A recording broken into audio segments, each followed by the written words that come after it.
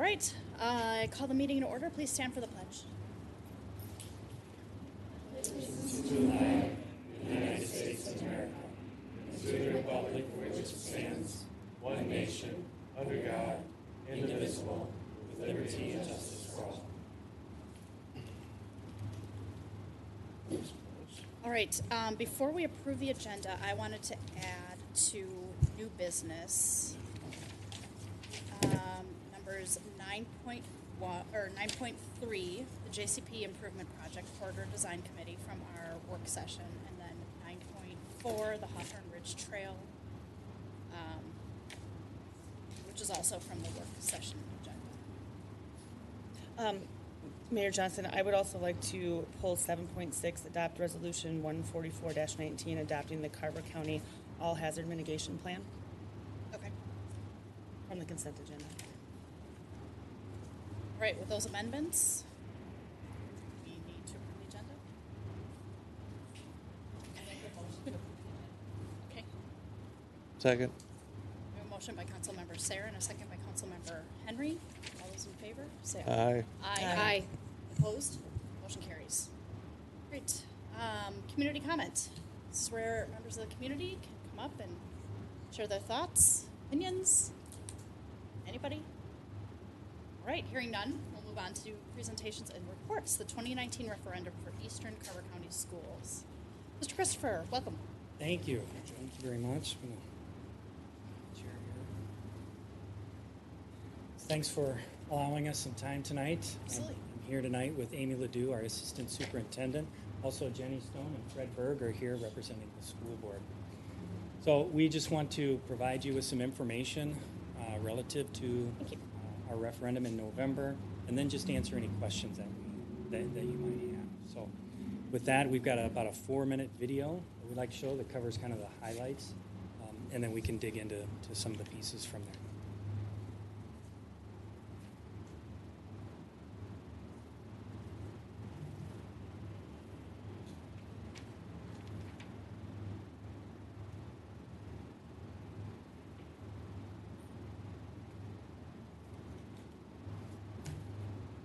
There is some sound to it. It's really about honoring each individual student and their experiences and what they bring, and then supporting them to the next level.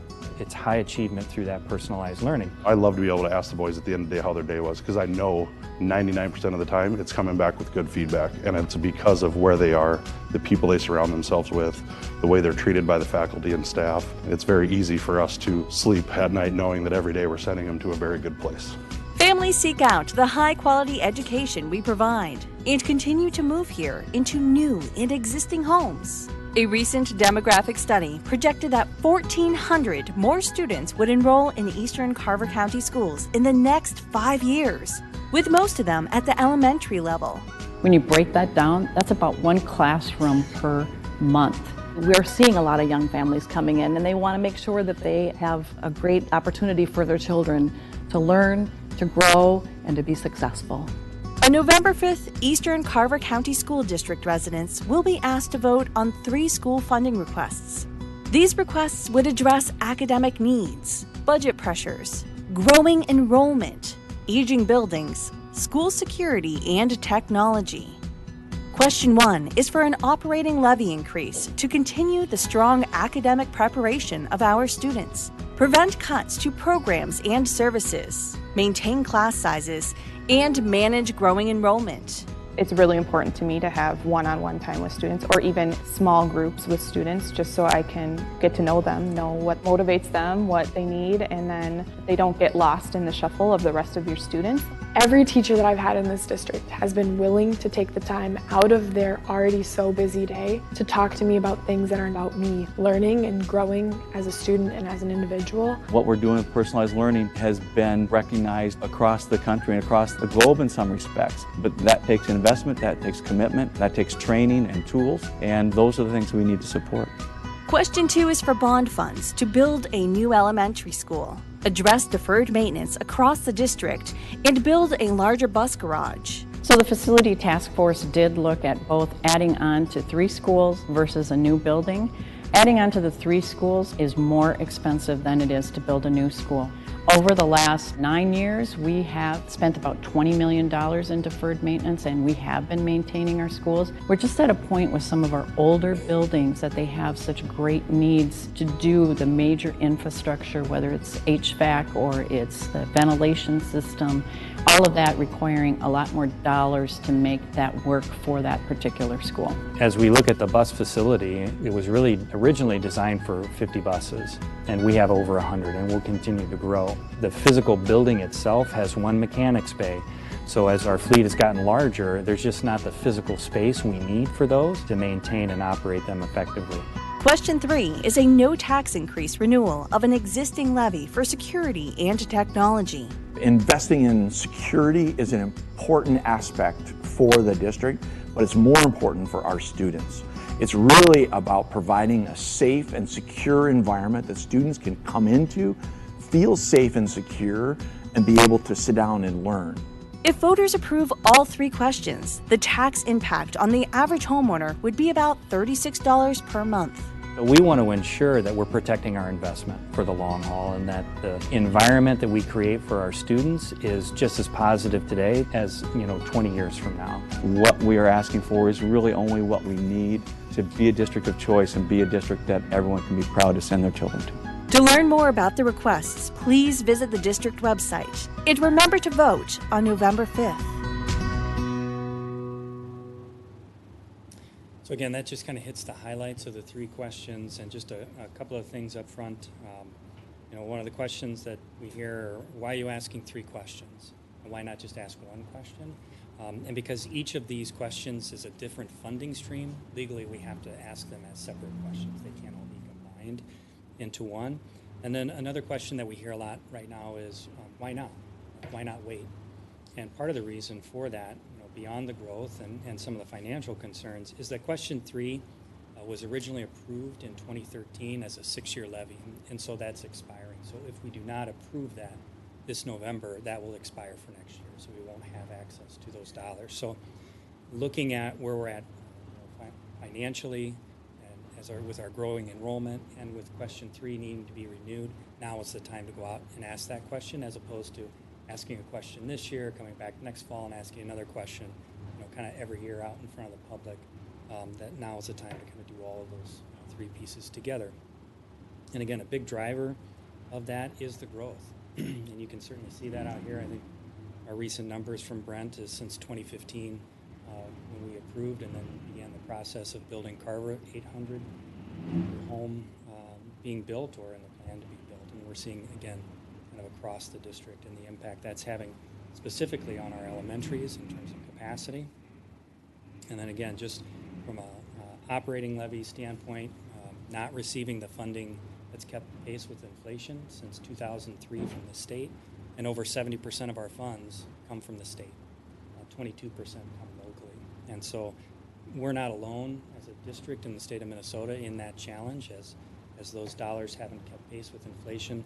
Last year, that inflation gap was about $600 per student, and over about 10,000 students. That's $6 million just for last year, not alone going back cumulatively to 2003. So we've done a lot of work to do cost containment, $10 million over the last 10 years, $3.5 million over the last 3, and doing everything we can to keep that out of the classroom, keep from eliminating programs and opportunities for our students, and maintaining our class sizes. We're at the point now where we've kind of done as much as we can with the existing dollars that we have, and like many other districts are going out, our community has been extremely supportive of us in the past, and we're hoping they'll be supportive of us again in the future. So with that, any questions that I can answer for you? Questions? Nope. How long ago did the school district take over?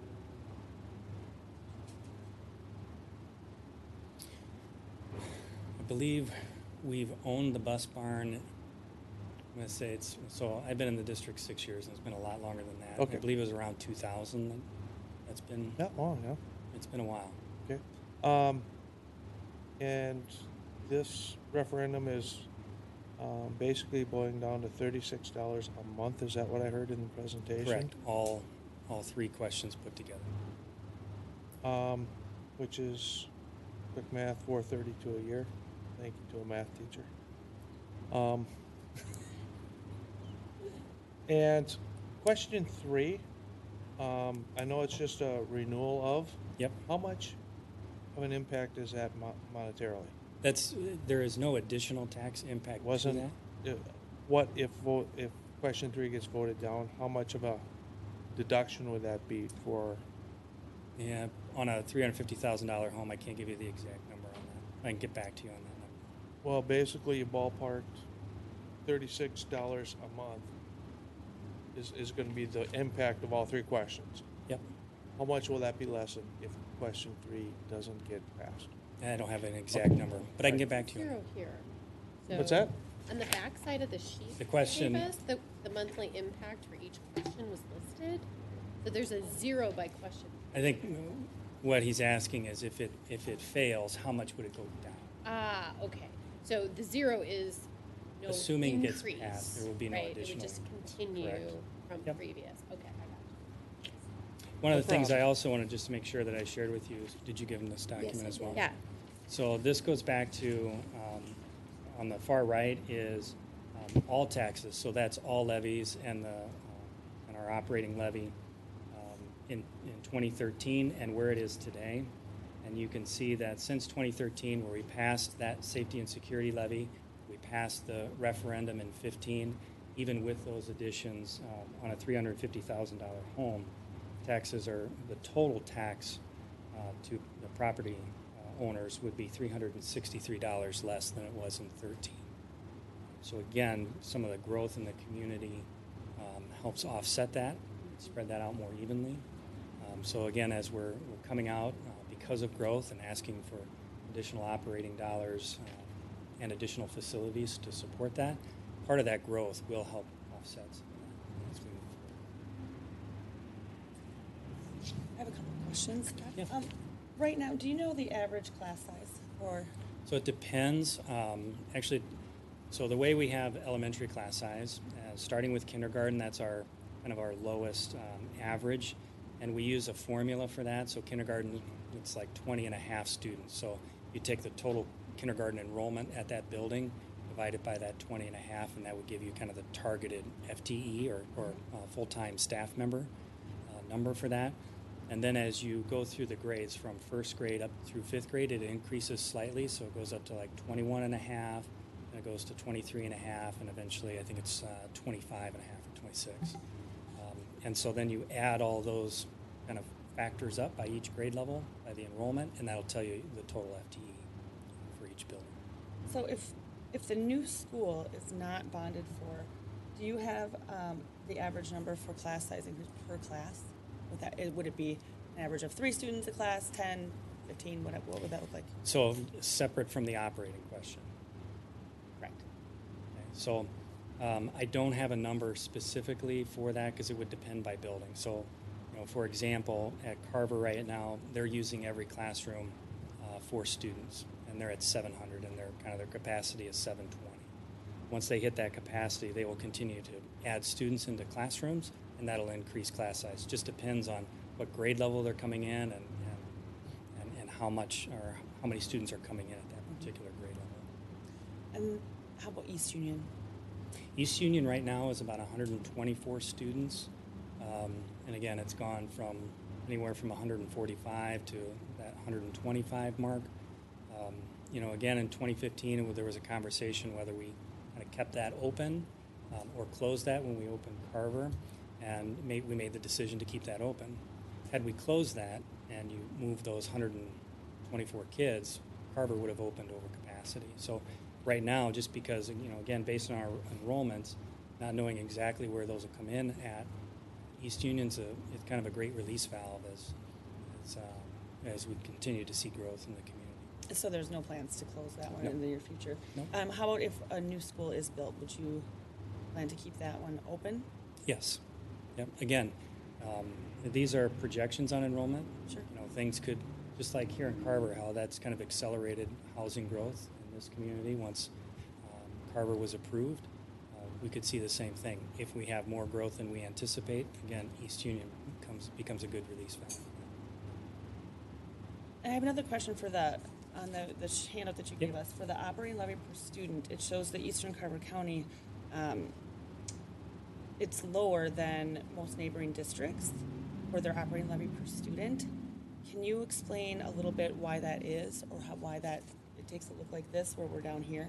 Is it It's just what population? we've approved, our community has approved here versus what their community has approved for operating dollars. Okay.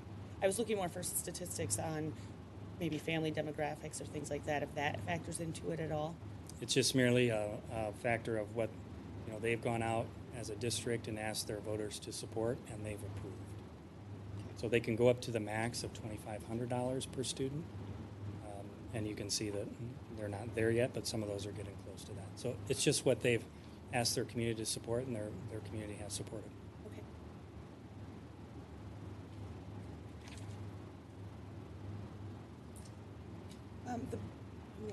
Go ahead. Sorry. Go ahead. Save me from looking to see if anybody else has questions. Yeah. The bus garage, so I don't have children in the school district, which is probably why I have a lot of questions, because I'm not quite as familiar with it. So can you explain a little bit about you're building a new bus garage, or you're hoping to build a new bus garage? That's No. not it. We actually, we've been looking for a new facility for the bus garage for some time, because it's in need of a lot of work, and the cost to do that was about nearly the cost it would take us to, that the building is worth, right? So we've been looking at a better location for that, which is difficult to find, something that's centrally located, that has enough space and that can accommodate buses. We have been fortunate enough right now that we have an agreement contingent on the referendum passing for a location just on the north side of Chaska, kind of on the border with Chanhassen. It's right off Lyman and Norex Drive. It's a building, it's a little over 90,000 square feet, and it was owned by Southwest Transit for a while, and so it already has, so it has enough space to accommodate the buses, but it also has some of the large doors already, so that buses, because they were planning on using it for buses before they kind of sold it off and turned it more into manufacturing. So again, we wouldn't be building, we'd have to do some renovation within that facility, but again, that's contingent on the referendum passing. And then again, just for a little more information too, the county is interested in our site in Chaska, the current site, and we're finalizing an agreement with them that they would purchase that site because they have the need for some additional facilities for their health and human services. So they're looking for some building space, and that's their preferred location. And then there's a lot of dominoes here. So they would also move the driver's license center over there as well. And then the city of Chaska would like to purchase the driver's license center in Chaska for the new library as part of their City Square West. So again, all of that's contingent on the passing of the referendum, but again, some initial agreements on that location, really kind of a benefit to a majority of our community. So what you're saying is there's a few moving parts there. There's a lot of moving parts there. Yep, that's for sure.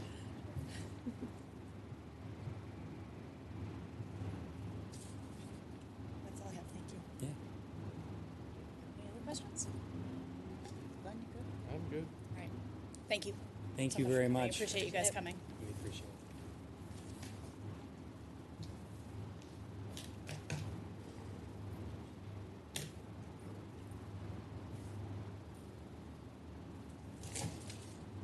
All right, so we will move on to our second presentation for the evening, the Carver County All Hazard Mitigation Plan. Ms. Miller.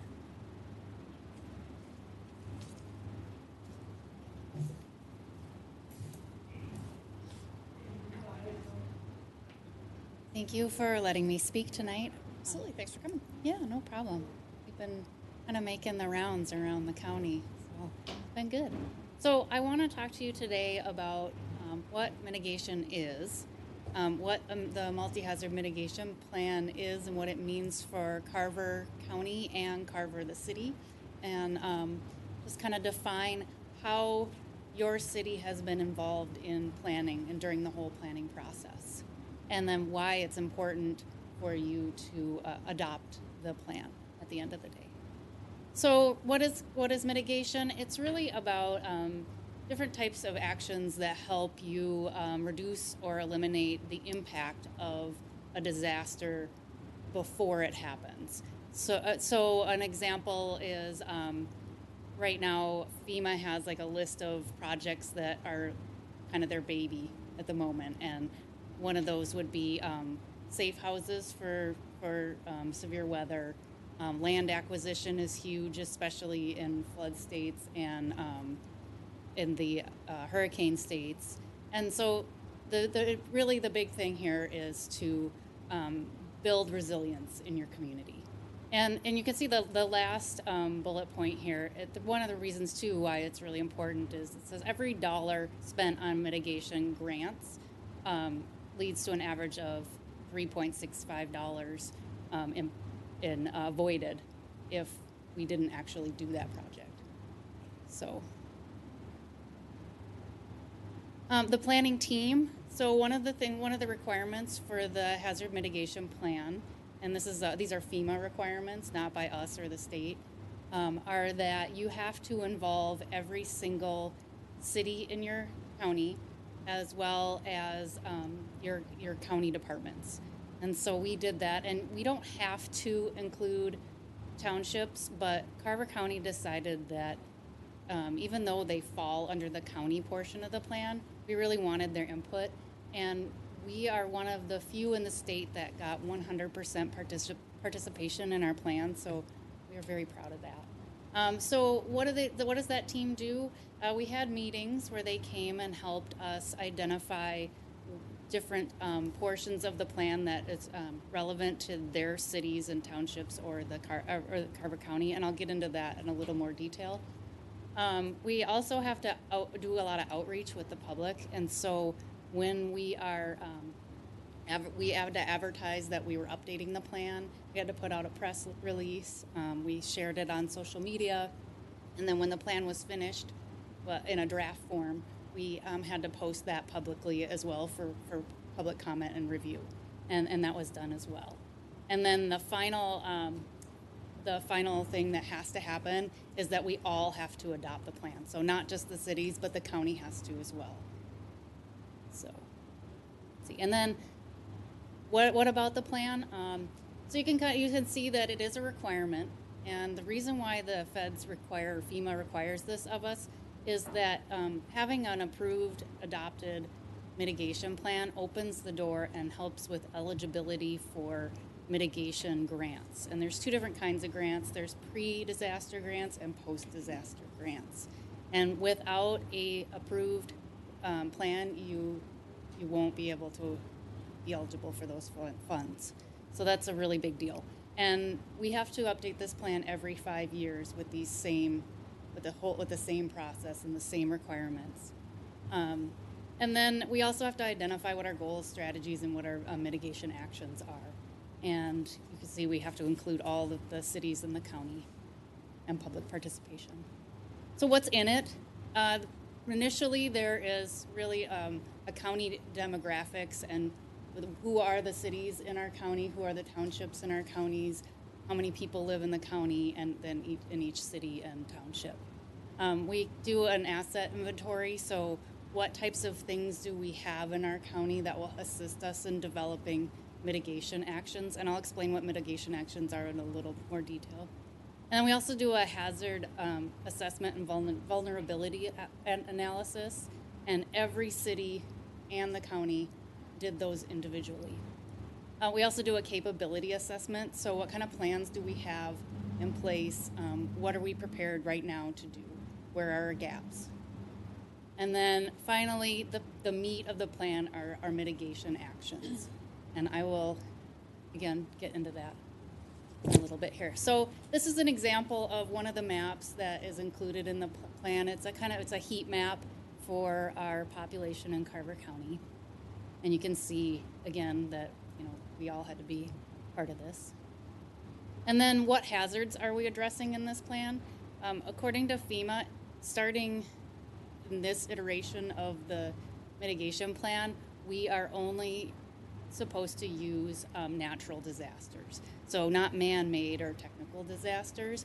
There's another plan that we get to write that covers all of that. So I wouldn't even bother you with that one. I get excited about it, nobody else does. So how did we determine these? These are the these are the the natural disasters and categories that were defined by the state emergency management office. And so since Minnesota is really, we are across the state are all impacted by really the same types of disasters. So I don't think anybody would be surprised by what's on here, except for a couple people have asked me if we have earthquakes, and we have. We don't have the ones like they have in California. So there's different strategies that we are required to look at in order for planning for our mitigation actions. And the first one is local planning and regulations. So when I talk about actions, these are the things that the county and the cities are going to do. These are either actions or projects that we identify as, these are things that we either are doing or could do if we had the funding to make our county as a whole more resilient. So one of the examples of this would be like, what kinds of building codes do we have? And another example is the property acquisition or open space use. Those are really common in flood areas, especially up by the Red River Valley. And then another one is structure and infrastructure projects. And so, as you guys know about levees in the city of Carver, those are big projects: retaining walls, safe rooms, like I talked about before. And then that picture in there is actually from the high school in Wadena when they had their tornado. And the reason I put that in there is they actually got mitigation funding to build, to retrofit a auxiliary gym into a safe room. And then the third are natural systems. So that would be like your aquifers, your watershed districts, and any kind of floodplain and stream restoration. So you can see people here are stopping this area of the stream from sliding into the stream. The next is education and awareness. One of the big things that we do, at least for Carver and at the county level, is we do a lot of weather safety. And I went on your website and looked to see what you guys do, and you guys have a lot of really great articles on how to protect your home from flooding. So that's a really good example of what your city does. And then 5 is mitigation, preparedness, and response. So this is really about how do we alert people of things. So you can see one of the biggest images that most people recognize is an outdoor warning siren. And so why is this important? Because, like I said before, this is how we get grant funding to complete these projects. And without it, we are not eligible at the county level or at the city level.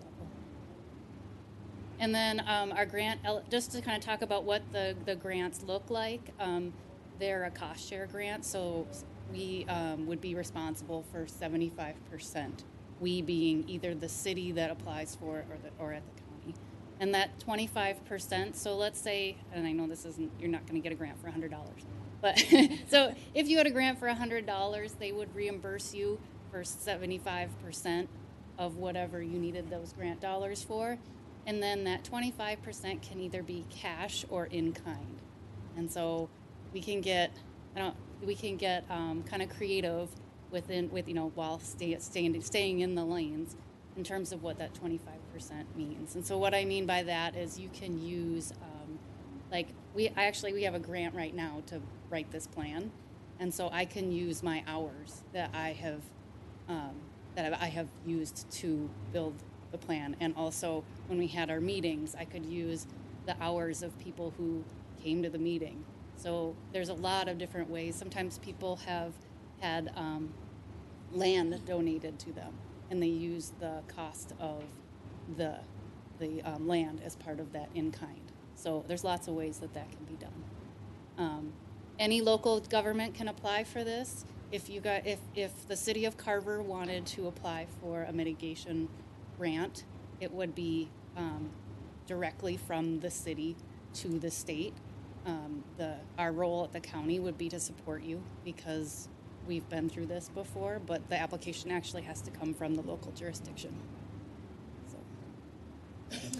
The different types of projects that are eligible, I've mentioned a few of them before. Slope stabilization is something I didn't talk about. Power line retrofitting. The only caveat with that one is that I haven't seen a for-profit electric company get grant funding. It's more the co-ops that will get the grant funding to fix whatever needs to be fixed. What are the types of mitigation projects that have been funded here? Slope stabilization, that was a post-disaster grant. That was from the 2014 floods. And the ones before this, I wasn't here, so. But you can see that the next two were to write plans. And then the last one was with the Minnesota Valley Electric Cooperative. So how has the city of Carver been involved in this plan? We have this local mitigation capability assessment, and just so that I can keep all of these documents straight, I had to bring some sheets for myself. This was a questionnaire that was sent out to the city, and Brent, you actually put in the time to fill out this. So this one, it was somebody I know. Or somebody you know. It was a while ago too. So your name's on it. Let's put it that you're responsible for it. And this one talks about what kind of plans do you have in place, and what staff are in place to help you if you were to complete any of the mitigation actions, and what programs are in place. Kind of just figuring out what can you do now and what are those gaps. And then the second thing is the jurisdictional questionnaire, and that one's talking about what kinds of actions have you done in the past, what kinds of actions are you doing right now, and what would you like to do in the future. And the reason for these two documents is to really get the cities and the counties thinking about this the city's Carver mitigation action chart. And what that action chart is a list of all of the different mitigation actions that are identified by the city. Now, if you were to look at your list for your city, there are also a lot of projects and actions that were identified by the county, but that we included the city in. So there'll be some in there that were brought to us by the city, and then some that we created that is overarching across the whole county, if that makes sense. So that's really all I have. Do you guys have any questions? Sure. Okay. Number one, looking at page 195, there's a map on there. That is figure 12, and it says estimated economic building-related loss by census block within the perimeter floodplain. And when I scroll down to Carver, it shows that we have a big orange piece, which is equal to or less than $4 million. And when I look at this land that appears to be owned by the Commission Wildlife Service, but does not have buildings on it. I'm curious as to how there would be an estimated building-related loss.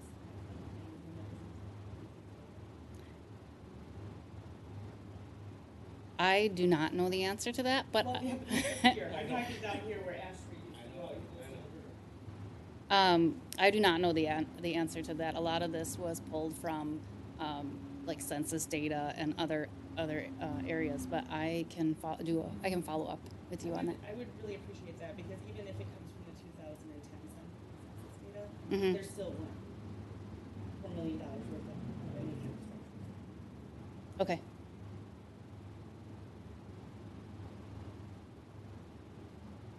And then a couple other questions. I noticed that there were two, and it was in the action steps, and I can't find it right now. That's okay. But I did write down what they were. So there was one that said Carver Creek, and these were slated 2019 to 2023, both of these. And one says Carver Creek, and it's County Road 40, and it's something to do with green events, and when they happen, possible upgrades because of green events. And then there's one for Dalton Road, same year span, and it has to do with stormwater design and bank erosion, and these both named the city. Mm-hmm. And right now,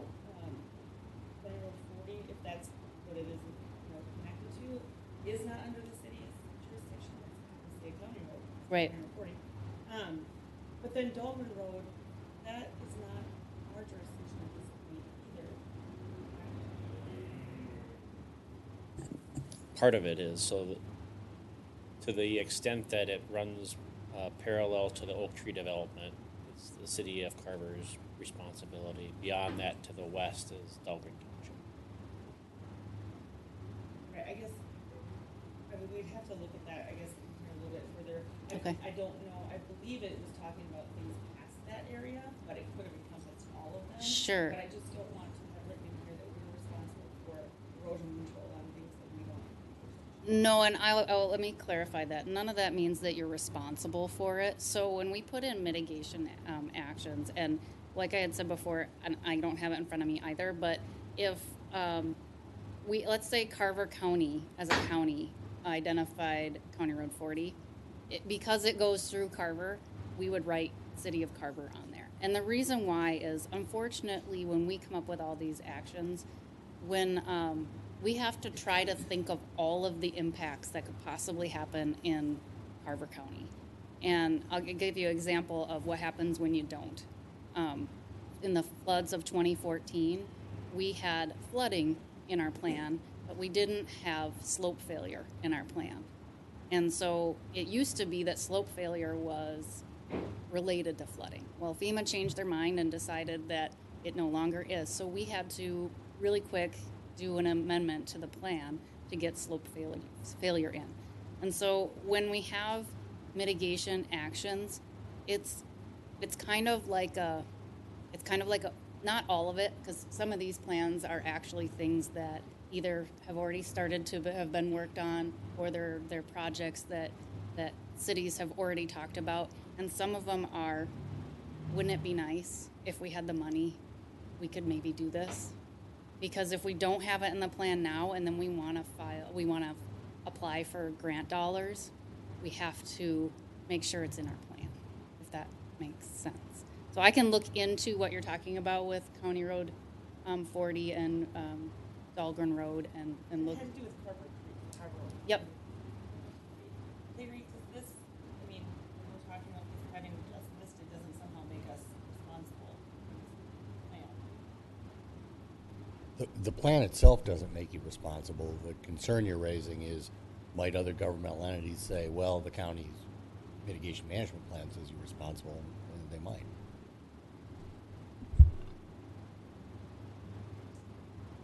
So what happens if they say that? Well, as I said, the mitigation plan itself does not make you legally responsible. It just becomes it not on this something whole time? shows in. It becomes something that the other entity puts in the argument when they're saying you should be. Okay. It's unintended consequences. Okay. Nothing. You are not bound to any of these in the mitigation action chart. There is no. You're not bound to any of that. It's really just, these are projects that we would like to do. A lot of times you're already doing them, like I said, and some of them are dependent on whether or not you have funding or staffing or a perfect world. Mm-hmm. But it's nice to throw them in there in case you get that opportunity to do those. Okay. Would you still like me? I'm sorry. Would you still like me to look into the? I guess if the city attorney is comfortable with it and your explanation makes sense to me, I don't have a problem with that one. I do would like the map to be looked into. Yes. The only other comments that I had were a couple of the programs that are mentioned in here. So there's the Storm Ready program with the National Weather Service. There's Firewise USA, and then I learned a lot from this plan. Thank you for the You're reading. welcome. And then the Everbridge program, which is the emergency notification system through the county. Correct. Could you maybe talk just briefly about each of those, and if it's something that the city of Carver should look at, or if it applies to us? Yes. So, sorry, the first one was Storm Ready? Storm Ready, and that is a program through the National Weather Service, and I would highly suggest that for the city of Carver. It's not difficult to become Storm Ready. You get a checklist from the National Weather Service, and it will ask you, like, well, how do you communicate to your to your citizens when there's severe weather or preparing for severe weather. They'll ask you if you promote weather radios. They're real simple things that you're probably already doing a lot of them. You're just formalizing that. And you also can get, you'll get like media coverage for getting that that seal from the National Weather Service. And then that helps you also communicate that to your citizens. So that one is great. The Fire Watch, I have to admit, not being a fire person, that I am not very familiar with Fire Watch. I know that it's something that some of the county fire departments participate in, but I admit I don't know fine. that. Yeah, it's Firewise USA. Or Firewise, sorry. And then anyone wanted to look into it, fire department. And then Everbridge is our mass notification system. There's two sides to it. One which doesn't really pertain to you unless you work for Carver County. We have an internal way of notifying our employees if there's any kind of incident at any of our county buildings. And people if they have a county issued phone or county subsidized phone, they're automatically opted in. But if they don't, then they have to opt in. And then the other side of it is our citizen side, our citizen alert side. And it is countywide. Anybody who lives in Carver County can sign up for it. It's on our sheriff's office website, to the sign-in area. You can sign up for all the different types of alerts that you would like to receive. The only thing we caution about is there's a quiet hour that you can set. We want to make sure people do that because when we first started it, for example, I signed up for everything at first because I wanted to see what it was like. And I was getting Fire Watch alerts at 3 o'clock in the morning.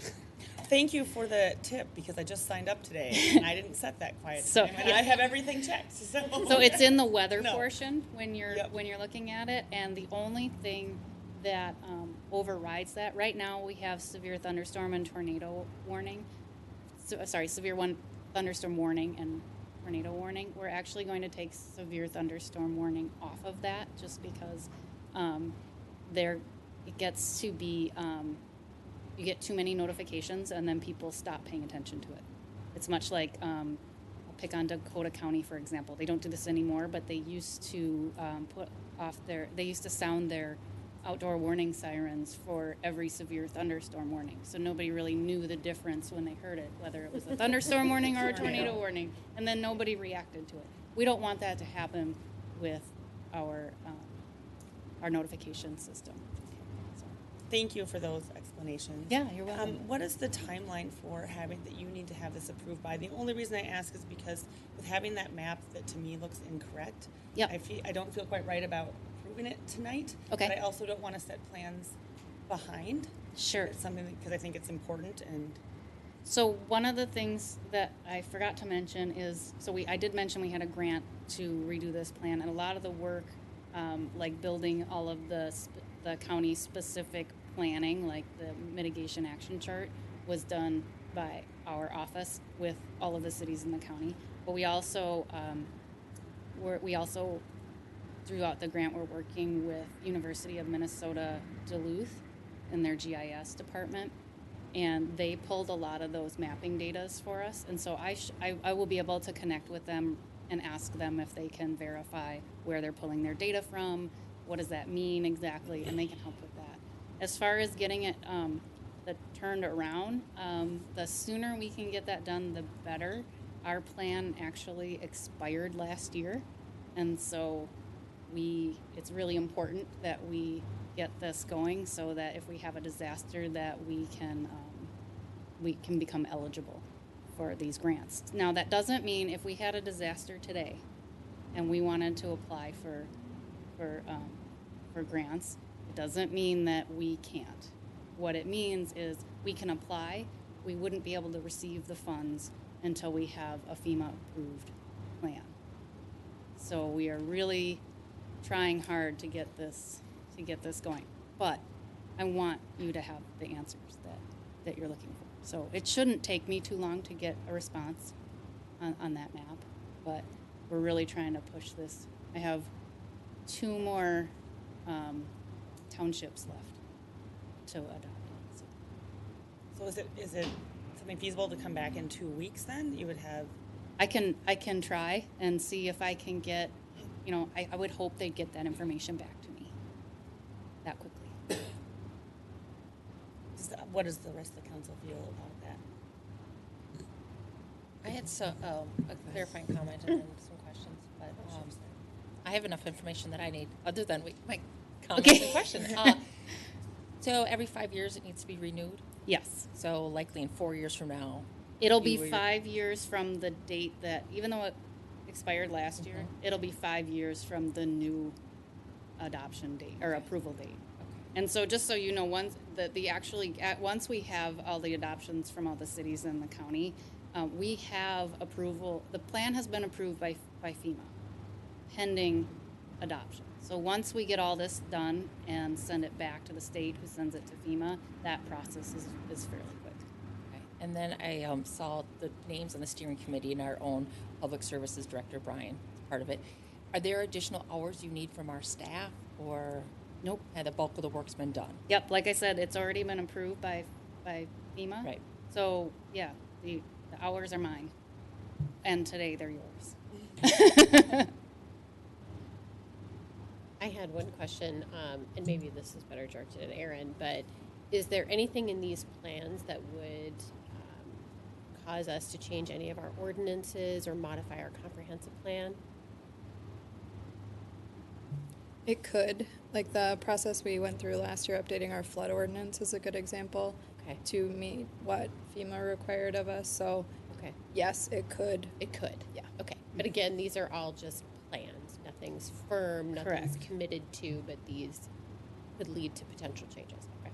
And any of those changes that you plan on making, it'll help you in the long run when we start the process. We're not going to wait 5 years to start the update, because it takes about a year from beginning to end to start. And the reason why we started late this year was that we had applied for a grant with the state, and it took a little longer than anticipated for those funds to get to us, so we couldn't start until they were ready for us to.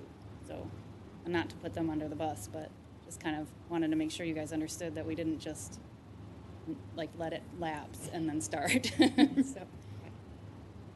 Oh, sorry, I was going to say, if you have changes that you think you might make in that next iteration, the more you keep track of those now, the easier it's going to be for you in the next 3.5 to 4 years when we get together again and start this process over again. Okay. Thank you. You're welcome.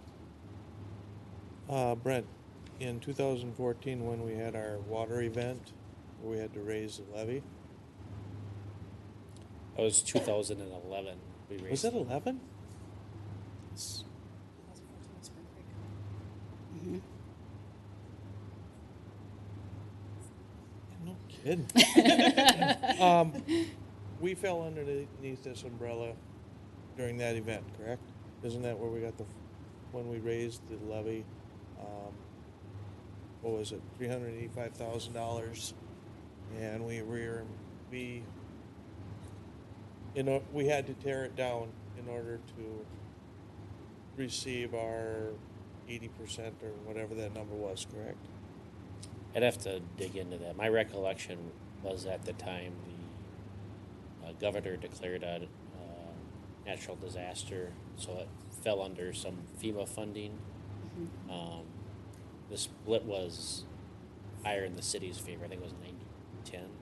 It should be 75-25.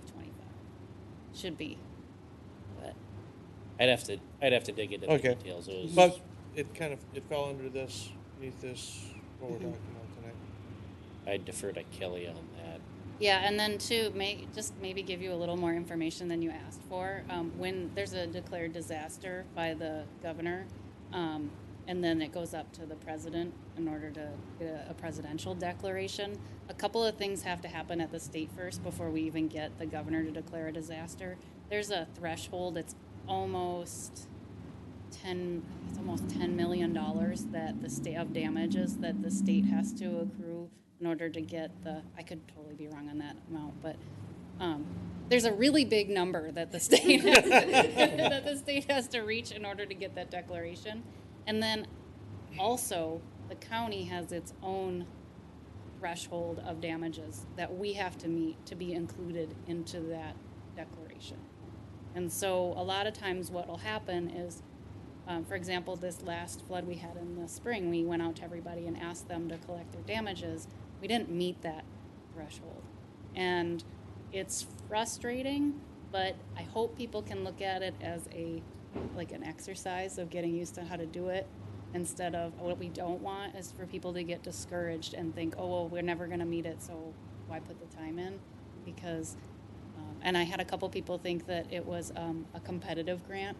I was like, no, we want everybody's. And when we say damages, we mean un or underinsured public infrastructure, not the individual homes and things like that. So hopefully, our office will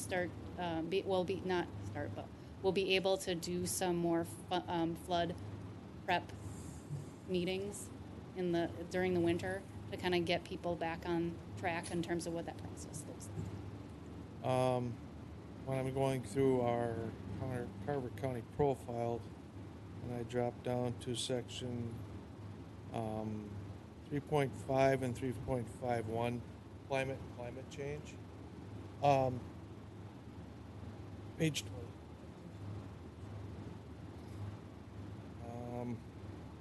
159. Thank you. All right. We're talking about weather events and damages from weather events. Yes. Is this the feds confusing weather and climate? No, I don't think so. This is coming from a non-believer in climate change to begin with, just to be honest about it. Weather and climate are two different things. Why would climate be brought up in this in plan? A mitigation exercise? Because the state emergency management it's called the state HSEM, so Homeland Security Emergency Management Department. They decided that we needed to include it in this plan. Homeland Security decided that climate change should be involved in a weather event and mitigation, whether you're going to receive funding or not. Is that what I'm hearing? Not whether or not you're going to receive funding. We had to include it in our plan. All right.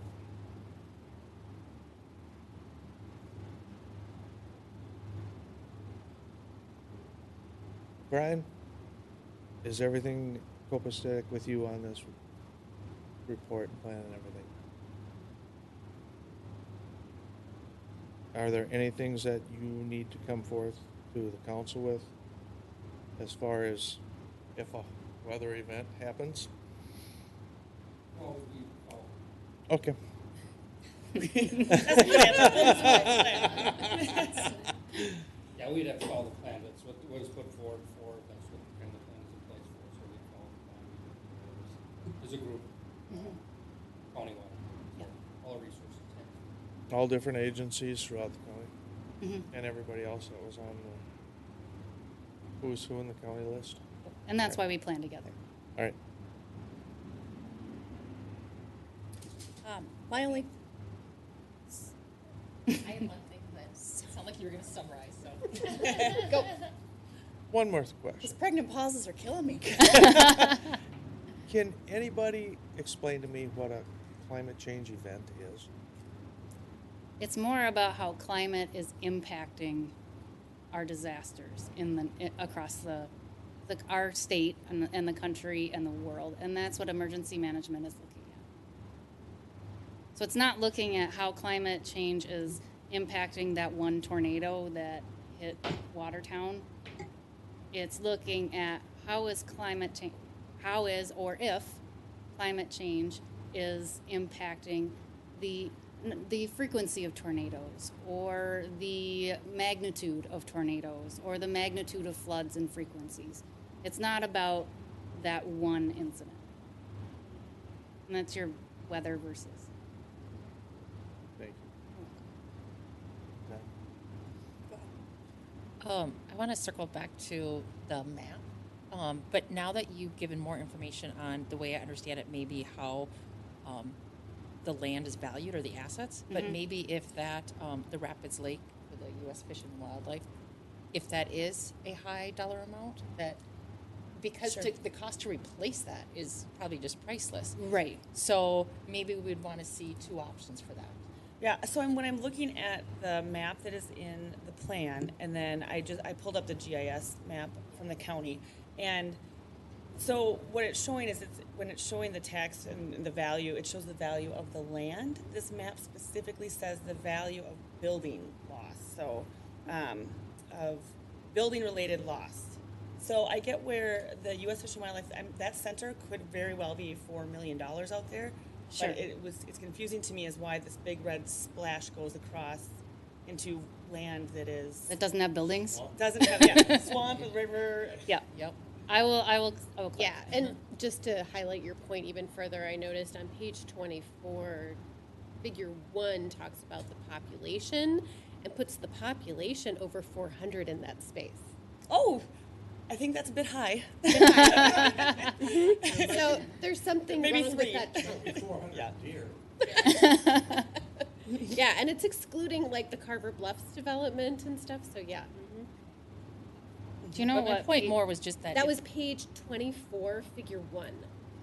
What was the page in our packet? 163. Thank you. Well, a point is really that if there's a threshold, we don't want to have our assets look lower than they could be perceived as. Sure. And so, my question, you talked a lot about the mitigation grant funding. Are those reactionary after? Some of them are post-disaster. And so can I just clarify? Sure. What I'm really asking Okay. is someone who is looking into, as a group who's looking into the process involved in certifying our levy, is there anything that would be an option for us through those grants? So with that, I would have to talk to, so our state has a state mitigation officer, and that is a conversation I could have with them, with that person, just to clarify that. That's her bread and butter, and she knows everything there is to know about mitigation. Okay. And so I can talk to her about whether there would ever be funding available for your levy certification. That would be great, because we're definitely looking for funding partners on that. Any other questions? No. Concerns? Right. Thank you. That Thank was you. quite the reading material, but it was good. Thank you very We much all for learned a coming lot. and presenting it. Right. Moving on to item 6.1, our public hearing for the drainage and utility easement vacation in Oak Tree. Smith. Thank you, Mayor and Council. So tonight is a two-parter for Oak Tree. Step 1 is to vacate a drainage and utility easement that is over the area that you'll consider for platting for Phase 4. So there's an exhibit on the screen. So drainage and utility easement was platted with Phase 3 over the area that will be Phase 4 that you'll consider tonight. So vacation is required prior to that request. Notice was published in the Chaska Herald. We didn't receive any comment. Paul Tabone is here with Lennar if you have specific questions. Otherwise, a public hearing is required. All right. Those wishing to address the council should come forward and state their name and address for the record. After all comments are received, the public hearing will be closed. No further comments on this issue will be received at this meeting. So at this point, we'll open the public hearing, and we will take any public comments on this. Anyone? In the interest of time, we will close the public hearing. Second that? We're making motion? Yeah, I think we do. All right, you made a motion, I'll second it. So I'm seconding to close the public hearing. Great. So the motion was made by myself and the second by Councilmember McKnight. Any further discussion? No. All those in favor, say aye. Aye. Opposed? Motion carries. I'll make a motion to adopt Resolution 150-19, vacating drainage and utility easements for Oak Tree. I'll second that. We have a motion by Councilmember Bach, a second by Councilmember McKnight. Any further discussion? All those in favor say aye. Aye. Aye. Opposed? Motion carries. Great, thank you. Moving on to the consent agenda. I would like to make a motion to approve the consent agenda, not including item 7.6, the adopting of the resolution 144-19, adopting the Carver County All Hazard Mitigation Plan, as I would prefer that she came back with some answers to our questions. I'll second that. Excuse me, Mayor and Council. Councilmember Mock, you removed that from the consent, so I think you could just approve the consent agenda as amended. Okay. And then we'll Perfect. circle back to the hazard mitigation resolution. That's Sounds okay. great. Okay. I would like to approve the consent agenda as amended. And I'll second that. All right, we have a motion by Councilmember Mock and a second by Councilmember Henry. Any further discussion? No. Those in favor say aye. Aye. Opposed? Motion carries. Excuse me, Mayor and Council, then on the matter of adoption of Resolution 144-19, the council could consider making a motion to table that, or you could vote it up or down tonight. If you table it, we'll add it to your agenda on October 21st as old business. I would like to make a motion to table, where'd it go now? Oh, thank you. Resolution 144-19. Do you want me to read the whole thing? Got it. All right, we have a motion by Councilmember Mock and a second by Councilmember Sayer. Any further discussion? All those in favor say aye. Aye. Opposed? Motion carries. All right. No unfinished business. Moving on to new business. The final plat for the Oak Tree 4th edition. Ms. Smith. Thank you, Mayor and Council. So part 2, since you vacated the drainage and utility easement, we can consider final plat for the 4th edition of Oak Tree. So project location, we're south of Carver Elementary, south of Carver Crossing, just west of Jonathan Carver Parkway, circled in red. So this is phase 4. It's the final phase of the development. So you've previously approved phases 1, 2, and 3, which are a majority of the homes. So phase 4 includes the final 19 lots. So the upper northwest corner outlined in red. So it's 19 single-family homes. These are 65-foot wide lots. The zoning is consistent with what's been approved as the PRD and the R2 zoning, so no adjustments there. And it's also consistent with the preliminary plat. One change that's been requested by Lennar is to change the type of home that goes on these lots from the larger single-family home to the villa product. The villas that were approved in phase 1 are doing really well in the market, and Lennar would like to add 19 more to the amount that they have. There's roughly 40 in phase 1, so adding the additional 19 will put them closer to 60 of the villa product, specifically in Oak Tree. Do you know what the price point is on those villas? Do you want to come up?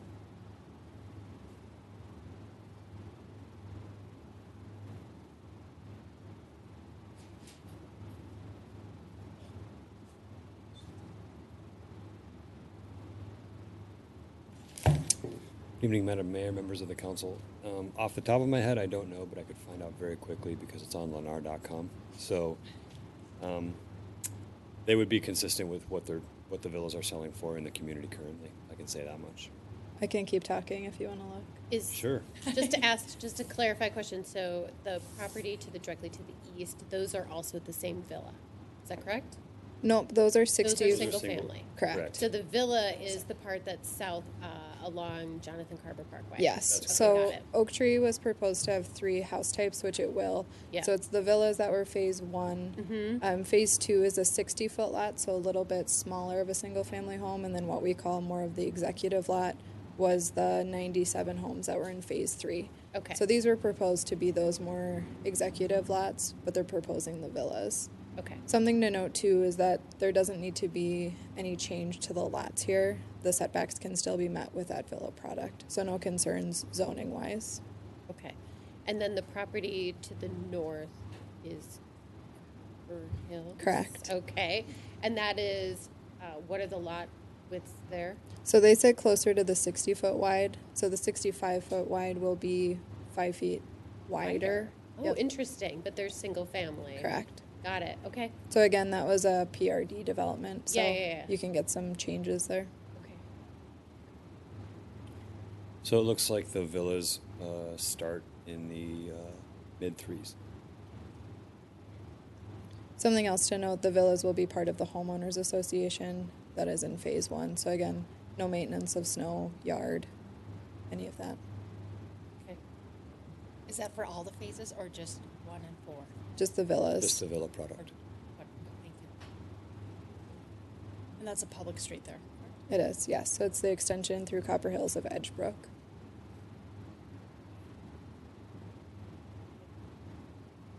Planning Commission voted 5-0 on this one. They were very pleased with the product and with what Lennar's doing up there. So the landscape plan is on the screen now, so each lot will include an overstory tree, which has been typical throughout the rest of the development. Landscape plan was approved with preliminary plat, but something to note. And then the last slide I have is the technical planning document, which is the final plat for the 4th edition. Erin, can you go back one slide? Sure. On the bottom left, what's the vision there? I think very early in some concept plans that was, looked at to be a home site or two.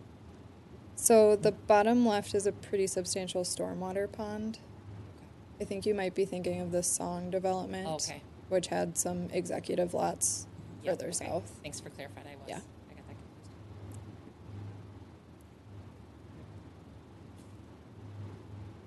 Any other questions? Nope. No. Anybody have a motion? I'll make a motion to adopt Resolution 151-19 approving Oak Tree Phase 4 final plat. I'll second that. We have a motion by Councilmember Henry and a second by Councilmember McKnight. Any further discussion? All those in favor say aye. Aye. Opposed? Motion carries. Thank you. Thank you. Build 'em. All right, number 9.2, the Jonathan Carver Parkway Improvement Project. Thank you, Mayor and Council. Before Dan Lanas gets started on the presentation, I just kind of wanted to set the scene as far as expectations and process for the council. So the county has initiated a plan design for an improvement to Jonathan Carver Parkway in 2021.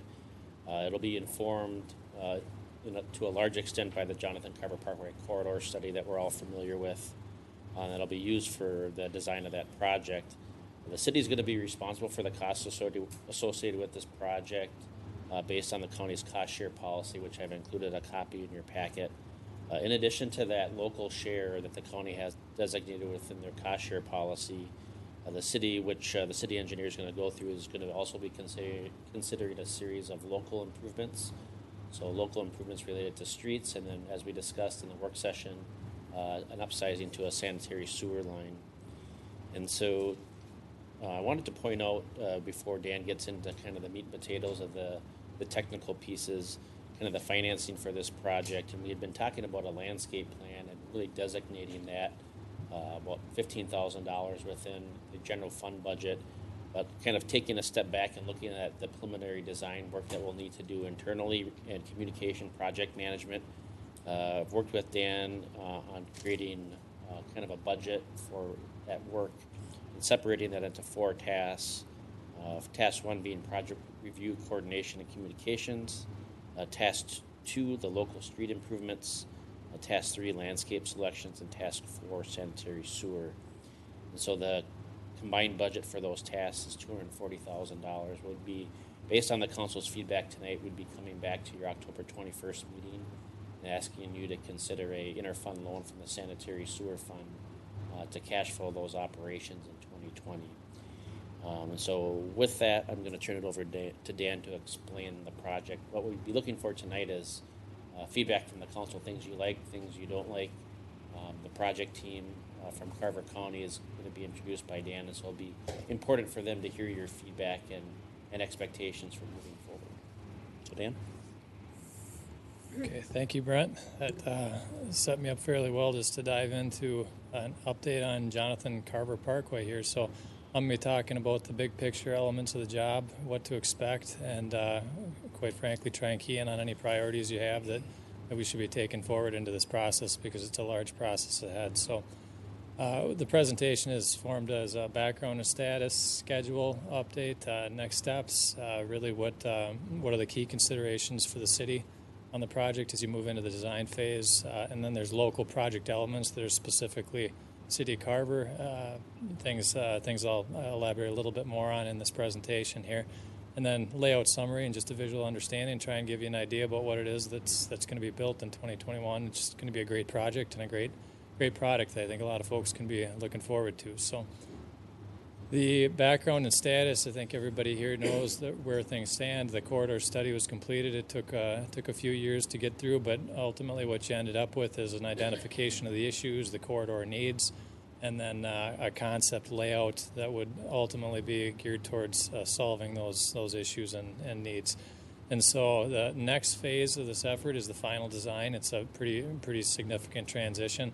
I'll talk a little bit about what the final design means and what that would mean for expectations from the city's perspective. And then, of course, I don't really need to talk about what to expect with construction. I think we all know it's dirt, dust, and a few traffic challenges. So I'm going to focus more on the final design part of this here. So I think everybody's experts in construction impacts in the state. So. Background and status here. This is the outcome of the corridor study. It did a fine job of outlining really what the needs would be, which would ultimately be a 4-lane divided urban county highway through town here with 2 signalized intersections at Monroe and Ironwood Drive, a roundabout down at 6th Street, and an access reduction at the Oak Point. I'm sorry, that's where I live. But you wished you lived in Carver. Yeah, the Oak Tree development. Hey, can I ask, is this the same basically as what we saw this spring when we did the open house? Yeah, it is, and I'll show it in a little bit more detail. But yeah, it's effectively the phase 1 approach of the large corridor improvements. So this is what they'd be expecting to build, or something very similar in 2021. So. Schedule. This is, I guess, my version of laying out a schedule here. It's a little bit of a simplified bar chart here just to kind of tell you where we are in life here. So the corridor study is fairly wrapped up at this point, moving into what we call the preliminary design phase. That's fairly significant in our eyes, and the preliminary design is what takes you to the exact footprint of what you're going to build. And so you've got a corridor concept, 4-lane divided, but there's details that need to be worked out, exact lane configuration at the intersections, and what are the exact details of the tie points on the corridor. So those details need to be worked out in order to move into the final design phase. And so the county and their consultant are working on trying to outline that in the next couple of months to really get the exact footprint of what they would be building. So it'll refine it a great deal, get into final right-of-way impacts on the corridor. And so then you see it moves into the final design phase in January 2020. That's about a 8 to 9 month process. Concurrently with that, which is what they're kind of gearing towards, is a right-of-way acquisition process. This is a big job. There will be some right-of-way impacts. It might be just a few properties. It might be a few more. Some of it could be temporary easements. Even a temporary easement is considered a right-of-way impact that has to be dealt with. There'll be a few areas that might be permanent easements. But ultimately what the intent is to try and define that footprint and say here's what the exact impacts would be, and then to leave some time to kind of go through that process as it would be necessary. So the final tail end of this is a state aid project here, so there is some review time and process time at the tail end. You'll see that big gray bar is MnDOT reviews. All of this preps it for bidding later this fall, and I believe it's the county's intent to try and bid this job yet this fall. That leads to some favorable bids if you're not crowded in the bid schedule, where contractors are still looking for some work to do early on in the season. So that's the intent anyway, is to try and bid it yet this year. Ultimately, I'm sorry, yet. Already into it. Yeah, I'm really off here tonight here. Yeah, so yes, we have all kinds of times next year. Yeah. So yeah, construction 2021. Usually, that would be an April or May start. Here is what would be typical. Most of the work would likely be done in a single season through November, but it's more likely than not that it would be tailing into 2022 to finish up the project to some degree. And a lot of that's to be determined, and it'll depend on staging a great deal as to how quickly things would be built in 2021. So, can you go back to that slide? Sure. Excuse me. So obviously we have the main construction in 2021. Then the 2022, it says final work. And I know you just said it's hard to know what that might look like. Mm-hmm. When we're looking at that construction time, are we going to be closed one lane this way, completely closed down? What are we expecting during that construction time? That's a great question, and is one of the biggest items that has to be focused on in that final design phase is how the job would be staged. You will be involved in some of the solutions and some of the ideas on how to stage the project. There's more likely lane restrictions on a project such as this. There could potentially be some durations of short-term closures. Things like the underpass are going to be items that make it challenging to get traffic through during construction, but there's ways to do it. All of it comes down to a decision of speed of construction versus cost and traffic conveniences. So those things weigh against each other in many cases. And so you get to kind of make some picks as to what the preferences of the city would be, is to let's try and get this done quick and get the paint over with in one season. That's one way to approach a staging plan. Yep. So when we're looking at this, obviously, school being out in the summertime, that section of the project would be, can you do sections like that where, we've got the school and you have the summertime, but in September they're back in, and, if it's closed down there the entire time in front of the school? Yeah. Those are great questions. And for example, one of the things that can be listed as a constraint when you go through a staging plan is you're going to say, these types of impacts should be done between June and August, for example, and say we can't have a major traffic impact that gets at busing and entrance and exiting to the school outside of that window, and the staging plan, quite frankly, has to be built around that. And so you actually put some constraints on it, and you start to build those into your plan. And to your point, there's certain things that are greatly impactful that you're going to try and avoid. And so we like to start building the constraints, and that's a good one to lay out there. And then that gets talked about with the county and the consultant, and we work together on coming up with a plan that hopefully will address the concerns. Okay, so what to expect near term? I figure there's a few things just as an update and a notice on what you might see happening out there. Soil borings, they are looking for some information from the city and the county on where to put all those soil borings, but they are scheduled here in the near future. Some survey work, you're going to see some survey trucks and staff out there getting topography shot for the corridor. Field photos, I believe they're going to be doing a drone flight here. I don't know the exact timing on that, John. Has that been done yet, or is that still planned? Okay, it has been done. So if anybody saw a little drone flying over the corridor, it might have been related to this project. So anyway, so those are the impacts that are planned for the short term. They're fairly modest for the most part. City-county partnership and project needs. Ultimately, I'd break this into three categories on what to expect. There is cost sharing in accordance with the Carver County cost participation policy. That policy was drafted years back for the county to look at joint projects within a city and say, here's how we would split things out. There's certain negotiated elements in it that have to be worked out between the city and the county, but a lot of it is spelled out in detail where it's 50-50 on this, it's 75-25 on this element, and that gets broken out into the total project cost, and then it gets split out. So Brent's been looking at some of the negotiated elements with the county, and ultimately that works its way towards a joint powers agreement what would be happening later on with presentation of the way costs would be split out on the corridor. So we're ways away from that, but that's the overall process. There starts with the policy, work through the specifics of the projects, things that fall outside of the policy, refine that, and then you get to a joint powers agreement that's executed by the city and the county. It says this is what we agreed to on this project as far as payment and all the terms. So if there's any questions on that, we can revisit that, but that's the general workflow on these joint projects. Design participation. Ultimately, the city is going to be, a major participant in design. That's getting into layout approval and concurrence. You've done that on the study. You would do that again on the final design. And what gets bid, guidance on the local roads. Those are local legs that the city would be paying for. by the cost participation policy, and ultimately has a great deal to say about what those local legs need to look like and what should be included. Staging review, just to your questions, that's a very big part of any local project, is what are the priorities and how should the staging plan be set up.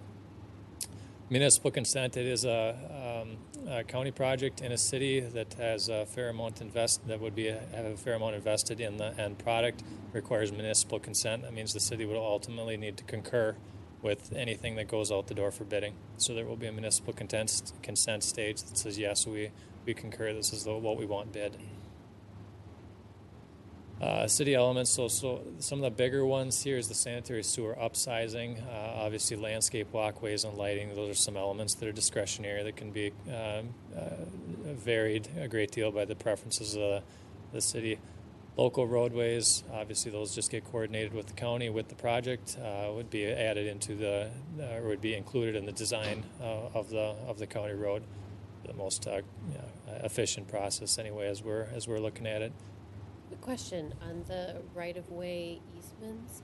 Is the city involved at all in that, or does the county take care of it? Well, generally the county would lead the right-of-way acquisition process with city coordination and concurrence in many cases. But they'll be leading it. Yes, at this point, Scott, correct me if I'm wrong, but at this point, one of the county staff would be. Okay.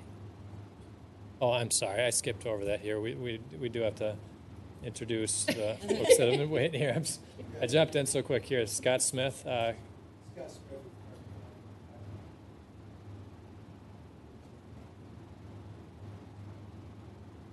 I'll get it in the microphone. John Chigolo, WSB design consultant for the county. If you have anything to add, okay. All right. So sanitary sewer system upsizing. Just trying to give you a feel for what this issue entails. That solid green line is a 21-inch sewer pipe, sanitary sewer pipe that goes down Jonathan Carver Parkway. You'll see those arrows that kind of shows you where it goes. It goes down to the MCES lift station, and then the arrows up top are all the areas that are draining to that line. That line was put in and it reviewed with this sanitary comprehensive planning effort with the city's comp plan. And there's a couple of capacity limitations that were identified in the sanitary comp plan.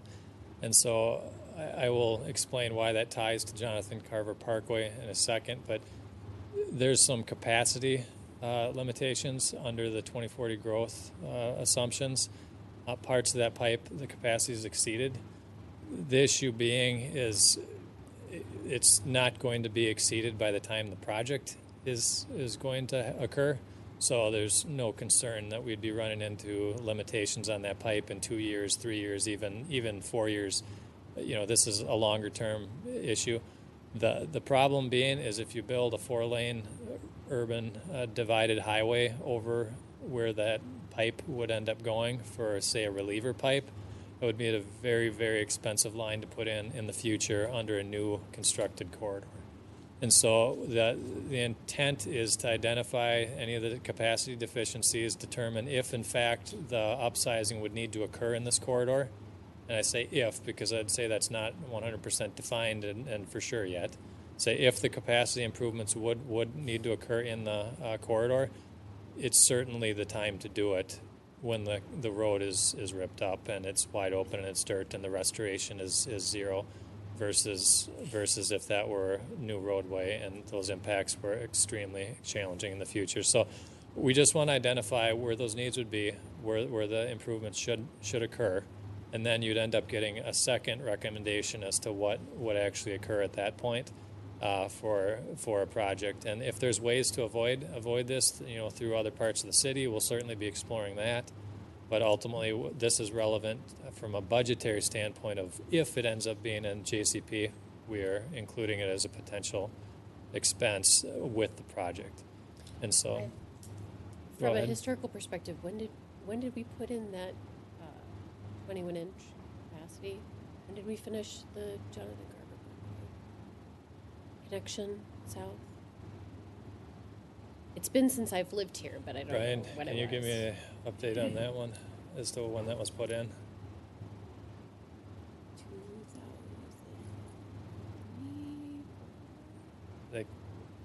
we talking over 10 years ago, or? Oh yeah, probably over 10 years 10, ago. 15. I'm thinking early 2000s. Yeah. Oh, totally. Before Fleet Farm, yes. But after 1998, because that's when I moved here. Okay. Well, I wish I could give you a little bit more background. I spent Okay. a little bit more time on where the deficiencies were in the pipe. As though why it's a 21 inch, I bet you there's a good deal of history. Yeah, on I was that. just wondering if we knew the history, but Yeah, I would say they might have had a different growth projection at the time, well, yeah, and I'm sure it's a very different. yeah, and so this aligns with your Kelly's on the current planning commission at the time. current plan. Okay. Fair enough. So yeah, I knew that question was coming, but I wasn't exactly sure of the details on their assumptions at the time. So. Okay. And I have a question too. If it made sense to make an improvement in that area, from a budget point, does it come from this, or is this something where we look at a different area? Like, if you had to improve The pipe, yeah, upsize the pipe. yeah, if you had to upsize, Sure. is that role become part of the cost of this project, or can it be paid for that way, or is that something where it has to be funded a different? I'm kind of looking at Brent too, as I'm kind of learning, first year in the council, learning a little bit about the budget. Yeah, so you'll end up bonding for the entire project, but it'll come in separate buckets, if you will. So there'll be the sanitary sewer will be through what the council has used. What we recently used for the 2019 project, you'll do a utility revenue bond or a utility general obligation bond. So it'll be the debt service or the loan payment will be paid exclusively from sanitary sewer, where your portion of the street improvements, curb, lighting, etc., will be paid out of the general fund. But it'll be done as one package. The county won't care. I mean, they'll just want their portion, but we'll handle probably the intricacies of the joint powers agreement, where the city attorney will help and we'll figure out how to pay for certain parts of the contract on our own, because we'll more than likely have one general contractor for this project, I'm assuming. So there'll be some intricate detail on the finances and how everything rolls together, but from a bonding or a loan perspective, we're going to get everything in one package. Thank you. Okay. Any more questions on that, or move on? Certainly can come back. Keep moving. Okay. Visual treatments. Yeah. I think I'm blowing my 15-minute goal here, so sorry. I'll try and speed it up. The end is really quick. All right. Visual treatments, landscape. That's another element that the city certainly can proceed at their discretion on. These are opportunities we would lay it out as. It's the corridor is going to be urbanized. There's going to be lots of construction. If it's so chosen that many elements can be added to that plan, and ultimately you have benches and certain lighting styles and bike racks, all those little elements that the county would generally be deferring to the city on what they would be looking for. So ultimately it's just a brainstorming session on what you'd like to see at the end of the day. That can be a lot or it can be a little, and ultimately it gets built into the plan and would be constructed with the project, and it'll hopefully look the way you're hoping it'll look. So these are just some visual options that often come up in these processes. So just a little bit about each roadway. These are obviously the local legs. Dahlgren Roadway is paved rural section after improvements as planned. At this point, it'd be a median with the roundabout, curb and gutter up to a limited point. Then it would transition back to the urban or the rural section and just tie in.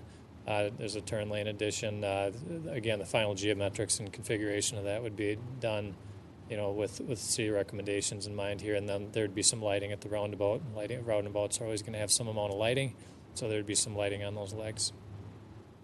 6th Street, again, very similar. It's already curb and gutter, would stay curb and gutter. There's just some slight modifications right at the intersection. But one thing that does sometimes come up is, especially in roundabouts near residential, is lighting. It is highway lighting. So sometimes we get into some comments about lighting that was not there before that people are looking at night. So that is something that could come up, but probably the main change on 6th Street, other than the fact that there'll be a roundabout at the end of the street. So local roadways, Ironwood Drive, curb and gutter. You've a little picture of what's there now. 1 lane entry and 2 lane exiting. Improved condition. Lane configuration is to be determined. That's one of the local elements that really has to be defined. Is what is in the interest of the city to manage the school traffic. Sometimes that gets a little bit customized with school traffic because your peaks are for 15 minutes.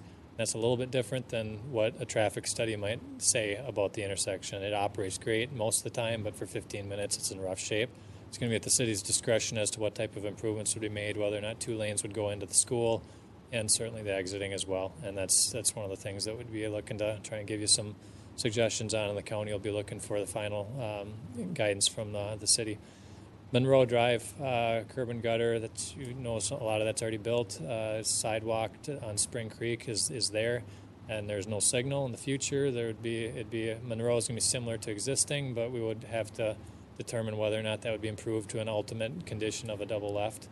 That is what the long-term traffic projections would dictate, but as to whether or not that happens now or later is one of those decisions that has to be made. Spring Creek Drive sidewalk would be potentially removed, ideally to reroute folks to the underpass that would be constructed with this project, keep people going to the safe grade-separated crossing. And then lanes exiting Spring Creek, that's one of these things where we talk, easements. Is one of the decisions that would be made right now. That shows a left, right, and a through in there. That if all of those combined might get into an easement situation, but there's certainly some traffic benefits to having the left, right, and the through there. That's a decision that'll have to be made, and then a permanent traffic signal. So you're aware of some of the discussions and signals from the United Properties, but this would be the permanent signal with County Road 21. Preliminary engineering budget. This again is I'd have to disclaim this is a bit of a high guess budget here. The sanitary is completely undefined at this point. I would say we could have a completely different budget after that process is through. Most of it is tied to the sanitary. There could be as much as a redundant trunk line all the way down the entire corridor. It might be very minimal, in which case we would have a very different budget estimate. And so then there's some local roadway evaluation and landscape, and then the various coordination that really I'd have a better feel for as we get into this process a little bit, and we would amend things as we see it. But we look to have a conservative budget for the time being, and we'll update you as things go. Scoping of sanitary sewer really needs to be completed to refine this is my biggest comment, because that's a majority of it. So project understanding here, what you have is just not a very current aerial, but this is what you have today. This is what it would look like in the future, 4-lane divided. Again, some of the lane configurations of the local streets to be defined. There's a number of things that are going to be refined, but I'd say you're generally talking about this type of a footprint and this type of a change. What is that retaining wall? That's potential retaining wall to save on easements. If the tie slopes from the roadway work go past right away and get into an easement, so you can sometimes drop in a retaining wall to avoid a temporary encroachment, a temporary easement. Because it's change of elevation from current? Yeah. It just gets into the tie slopes. In all cases, they're gonna make all efforts to avoid retaining walls. Okay. And so it'll start with that, but they're also going to try and avoid easements if they can avoid an impact. Okay. And the retaining wall would just be the length of that green shading on the south or the east part of the road. Yeah. It's proposed in the corridor study, but that doesn't mean it's going to stay. So I think those things would need to be evaluated with what I mentioned in the preliminary design process, determine what has to stay and what doesn't. So that's one of those items. Yeah. Go ahead. Wasn't in the original the corridor would go all the way up to Levi Griffin? Was there work north of Highway 212? There was. I mean, a lot of it was restriping and such. There's some discussion about sidewalk on continuing to the north. I think this right now is the current limit. Scott, do you have any comments on that at this point? It's not a whole lot further than this.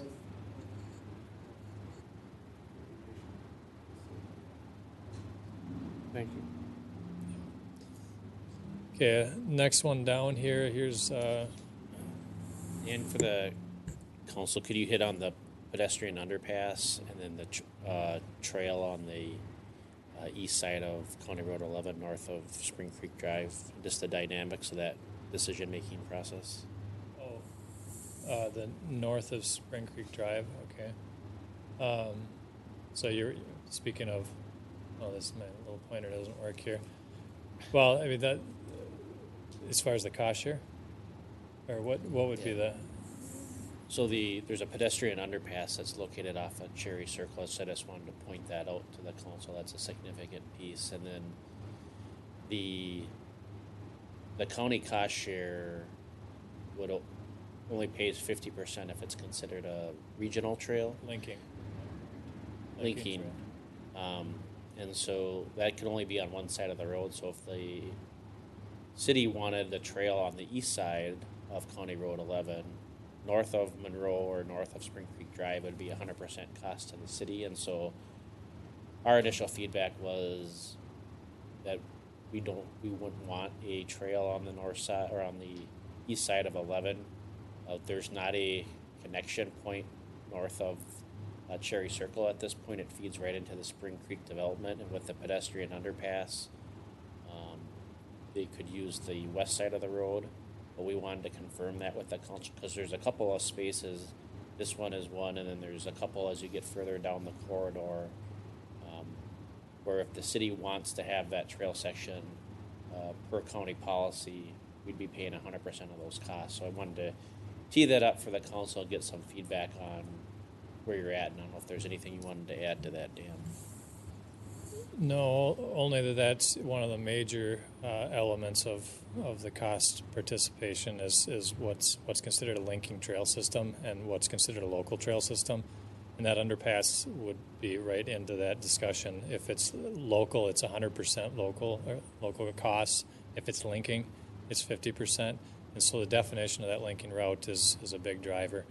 And so that was Brent was alluding to defining that linking route as going under the underpass to the other side of the road and then down the road.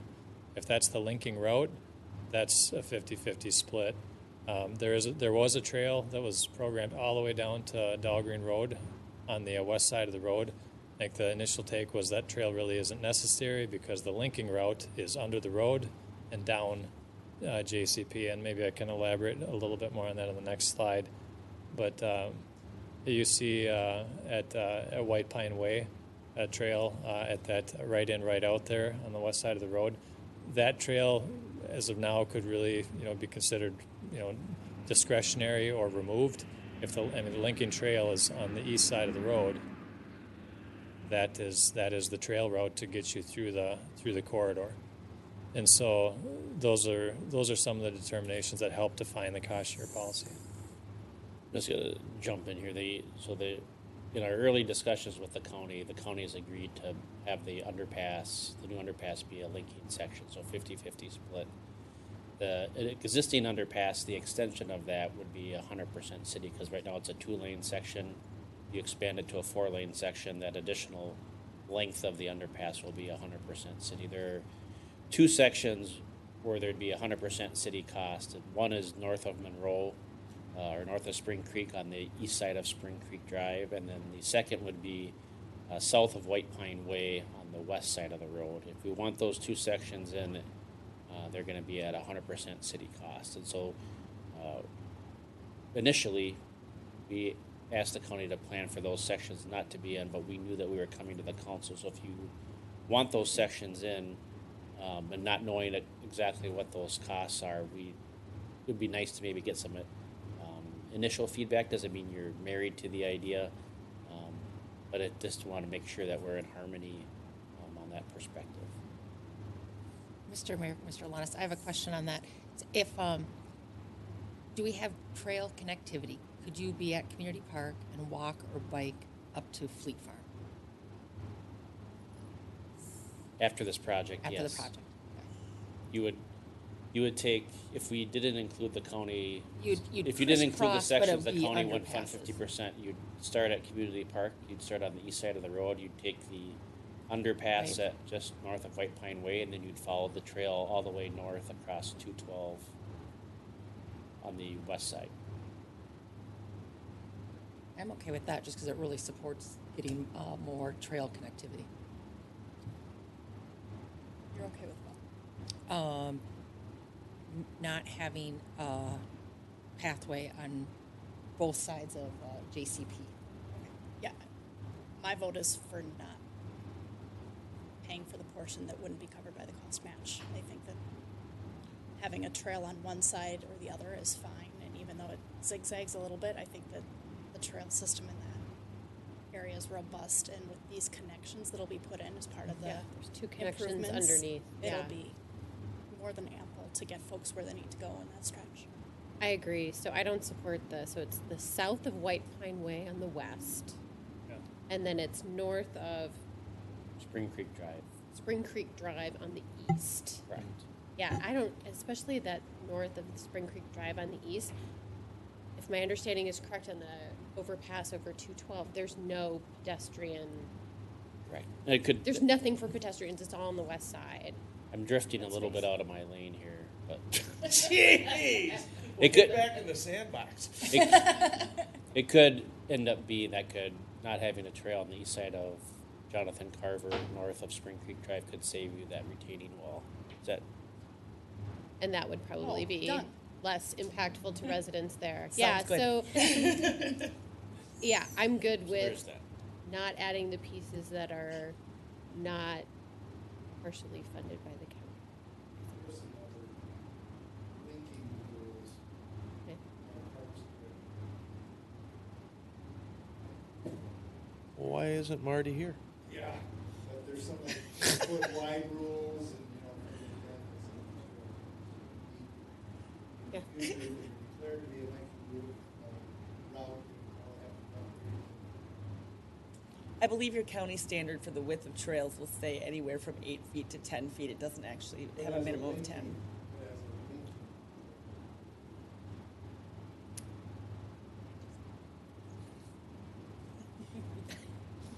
All right, well, do you have anything else you wanted to throw out there on this one? That's a big topic. No, the only thing that I'm thinking of right now is a little bit further south. So what comes to mind is for events like tomorrow, where the 3rd graders from Carver Elementary are going to walk down the hill, are going to be crossing JCP in the vicinity of the fire department. And we need to have a deputy to get all those kids across the street safely. Mm-hmm. What does crossing to the west side of JCP look like in the vicinity of 6th Street? From what's your initial location? You're coming Just like from Community Park to from your Community Park. You come up daycare or to the fire up the station? road, the underpass, go underneath the road to the west side and up north. That comes out right at the school, I doesn't it? think No.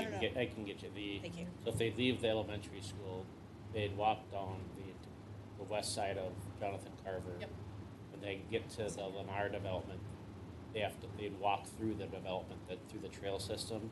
Okay. They'd land on Dahlgren Road, and then from Dahlgren, there's a trail that comes back to Jonathan Carver Parkway, maybe a city block long, and then there'll be a pedestrian crossing at the intersection. So you can get there without crossing. You'll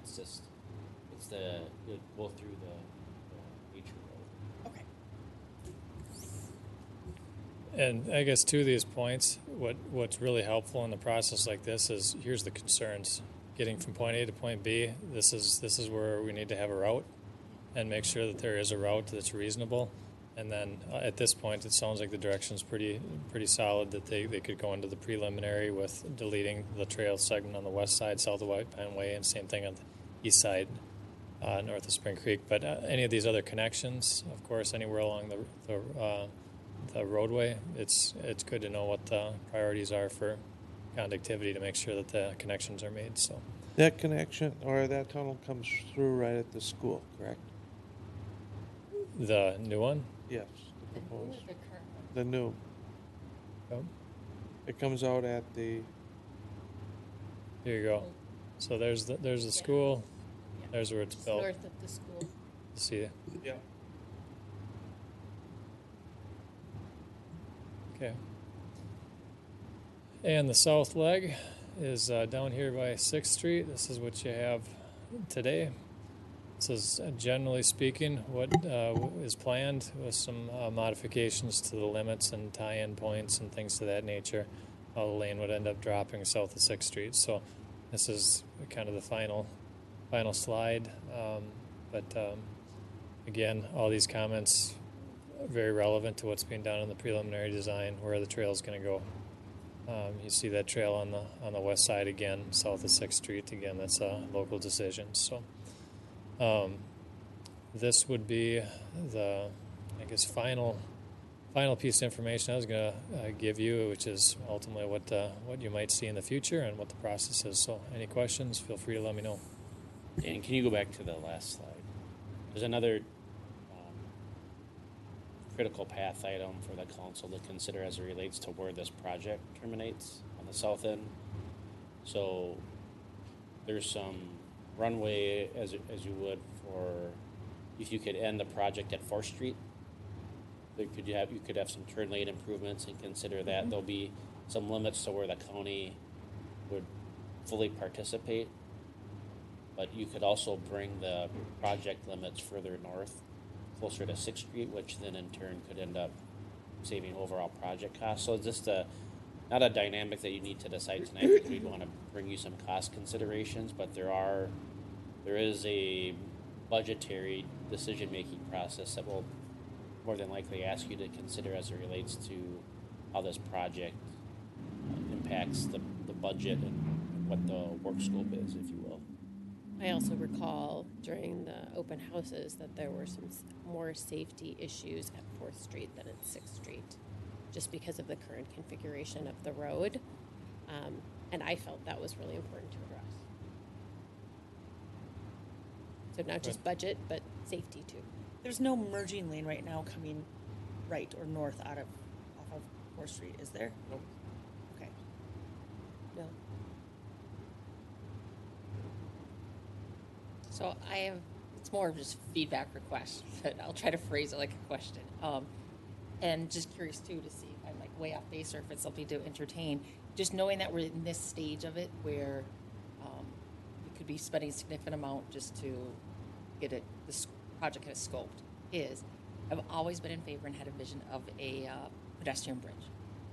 And this could possibly be a spot, but it would just be nice to get like an idea of what it would cost, because this would be the time to know that. But yet I can see not wanting to spend a lot of money just to find out what it would cost if it's not something that ever would go through. But the idea is something similar to around Community Park and Carver Fire Department, connect those two, be a footbridge, because we wouldn't have to, we already own both properties. Okay. Well, I'll save any time on the evaluation and just tell you, gut check on what those typically run is about $1.5 to $2 million. Would there be any cost sharing? But it's linking. It's linking. We'll make it 10 or Where's 12. Marty? Yeah, if we link it. Like, so, I mean, this would be the time to find out yes or no, and it sounds like it's already no, but any other ways to have something like that work? Just because we don't know in the future what Community Park might have for amenities, what else it might become.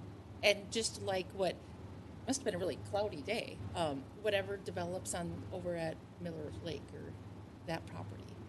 And that if we were ever going to have a good trail connection, we're running out of options for those underpasses. This could possibly be a pedestrian footbridge for bikes and walking. It's just about.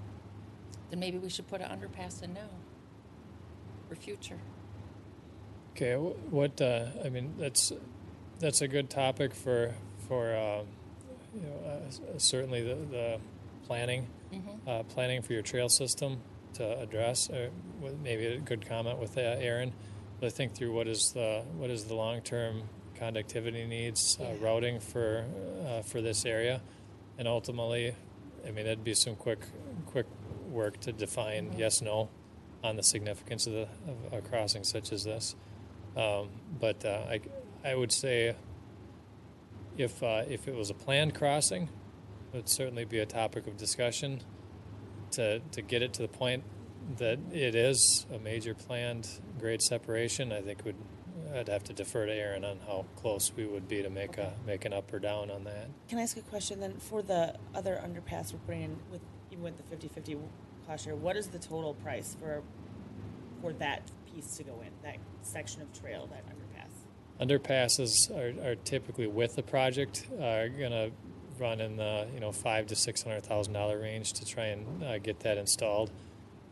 They can go upwards of that if you're doing it as a standalone effort, because obviously if you're ripping up a road and doing everything outside of a construction project, everything is separate, and you might see $1 million for an underpass. But with the project itself, when it's all open, I mean, I would say it's probably in the 500 to 600 range just to kind of get that put into place with the project. And we'd be on our own on that one. Connect it with a 10-foot trail. I'm just saying, at $500,000, I just wouldn't be in favor of putting it under there, not with the total cost. Not that I think it's a terrible idea, but I just think with as much money as already going to be going into this, that I wouldn't be in favor of another $500,000. That's fair. So I just had some feedback. At the risk of sharing something that Brent's already shared with you, at our Carver Business Alliance meeting in September, we kind of floated the idea of kind of two options past our local business owners. A more painful, if you will, staging process and shorter construction, or staging that wasn't as intrusive and a longer construction process. And it was pretty much unanimous, the way I remember it, is it being rip the Band-Aid off, Get it done. So to make it a shorter process. So That's really helpful feedback entering into that, Yeah. because it can vary. It goes completely two different directions. So that's good to know. yeah, I feel the same way. Yep, I think I agree. if we have a project that drags on for anything more than one construction season. Everybody knows it's painful. Yeah. And it's the, Yep. the shorter the pain, the better. Yeah. So in this, for the cost participation policy, there's A, which is the conventional project, and B, which is the development driven. Which one are we considered underneath this? Conventional. Conventional. Okay, I have a couple of, just actually one question about this. So when I'm looking at the actual grid here, when we're looking at landscaping and aesthetics, it says the county share is 25% for landscaping up to state aid limit and 75% on the city.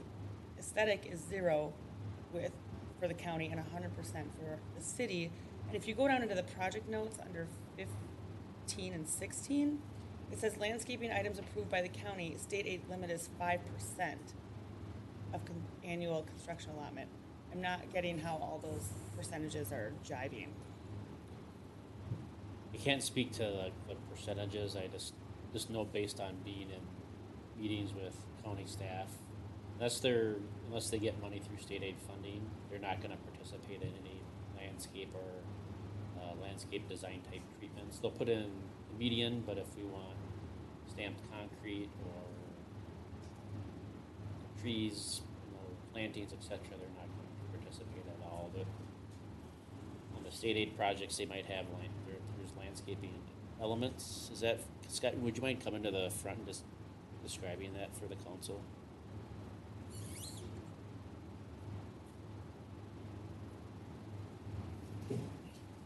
As part of the project for normal state aid routes, there's an allowance for a certain amount of landscaping that can take place, trees, things like that. But typically along a county road like this, we wouldn't necessarily do any landscaping plans of sorts.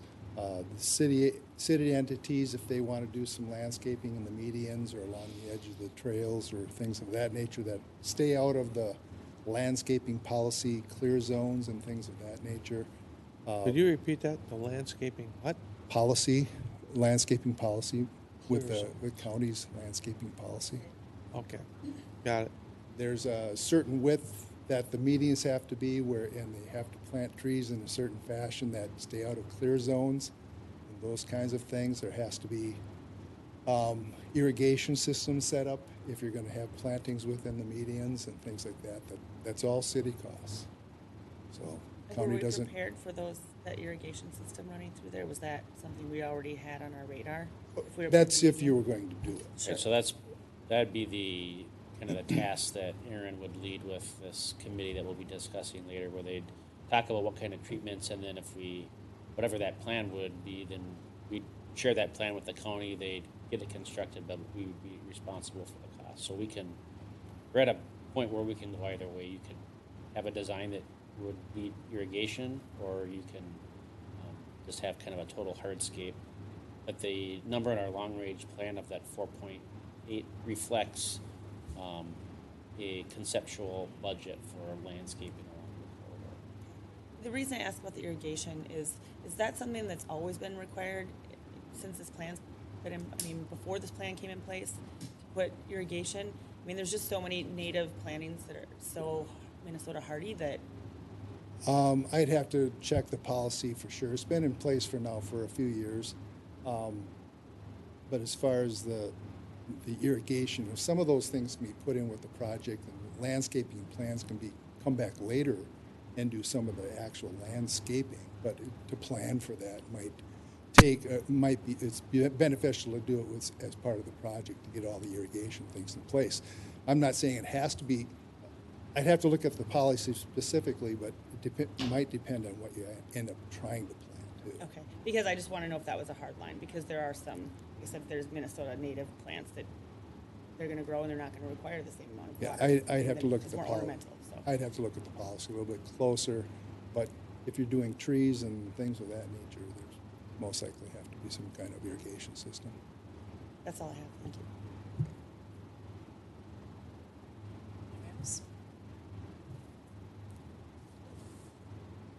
Not at this point. All right. Did you get what you need from us? Yeah, that's some good feedback. Thank you. Okay, thank you. Thank you. All right, moving on to the new 9.3, the JCP Improvement Project Corridor Design Committee. Smith. Speaking of which. I know. Oh, Nice. worked out better. Let's talk about the committee. We got to go back like 8,000 slides. I know, it's a little. Okay. Thank you, Mayor and Council. That was a really good lead-in for the committee that we're proposing to have to talk through some of those design details for Jonathan Carver Parkway. So this group would be tasked with reviewing things like landscaping, wayfinding. So when you're talking about how to get from point A to point B using the underpasses, this committee could be charged with that. Lighting, benches, bike racks, all of that. So essentially the aesthetics of what Jonathan Carver Parkway could look like. So it's proposed right now to be an 8-member group, a member from the Planning Commission, the HBC Parks Commission, a business owner in Carver, someone from the Carver Elementary community, so it could be either a staff person or someone with a child at Carver Elementary, and then a resident who's lived in Carver for more than 10 years, and then a resident who's lived in Carver for less than 10 years. So we tried to cover a pretty broad range of different people who will be using the corridor, either to get to work, to their job. Otherwise, dropping someone off at Carver Elementary could be really important, thinking through things that we don't necessarily know about if we don't travel there often during the day, during those peak times. So it's proposed right now that this group would meet up to probably 4 times over the winter and spring of this next year to talk through design guidelines, working with staff at Bolton and Mink, and then myself on the process. There are questions, comments, feedback? Would they be given a specific budget, or?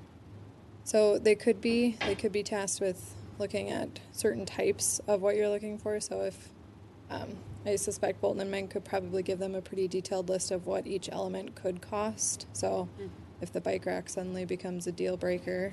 Okay. So that could be something we could think about, just if there's a ballpark, or if we need to break it down to what elements and what their costs might be.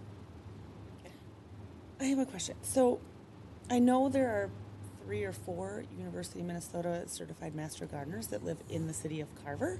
Is there any interest with having someone with that background sit in? I mean, they fall under residents, I suppose, but it's a volunteer group, so I don't know if their expertise in plants, landscaping, everything certified out of the U might be helpful. I think that would be great.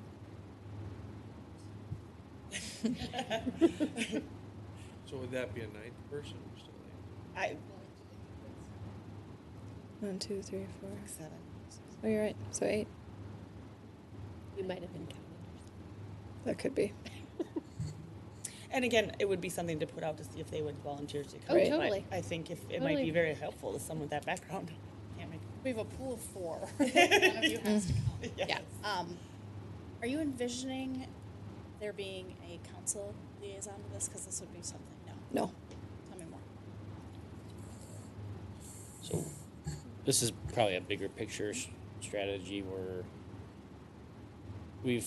haven't found it to be productive to have a council member. Not this isn't representative of this council or anything. What did you say? Reflective on us. Okay. But it's based on the committee structure that, and I'll end up throwing one of our other neighboring communities under the bus, but the city of Victoria, where if you have one council member on that committee, that council member then kind of naturally has more authority over the rest of the group, and then they can dictate. And so an unintended consequence of having a council liaison is they have more power to determine what that plan is than the rest of the council. And so we've really, over the last 3 to 5 years, have really tried to eliminate the liaison function of informal groups, because the council should really only act when you're the council. And so when you're the liaisons to the commissions like Parks, HPC, Planning, you're not a voting member. You're typically not going to participate in the discussion of that topic. You're there just to report back to the council what happened there. So we've really tried to stay away from having liaisons to kind of a decision-making groups. And frankly, it helps us avoid open meeting law concerns and transparency concerns. So that's the basis for that. Okay. Thank you. Just with 8 folks on this now, do we want to add more people? I don't suspect it's going to be so controversial that they wouldn't be able to make a decision. Can I make a comment? I know previous councils have always tried to have the aesthetics of signage consistent throughout. And with at the corner of Levi Griffin and JCP, we have the big Carver sign, and then we also have the one that on the southwest side of that same intersection where we have the Welcome to Carver or Downtown Carver. I don't know what they call it, boulevard sign or something. But we're trying to have consistency in signage throughout town, just to kind of stamp Carver.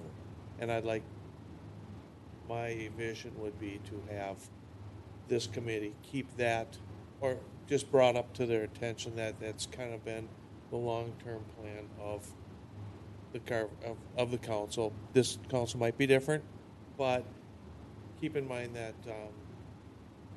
our identity is our identity, and if we're consistent with it, it would certainly help. That's actually a really good, not actually, that is a really good I'm not surprised. But kind of, I think... Come in my sandbox. Right.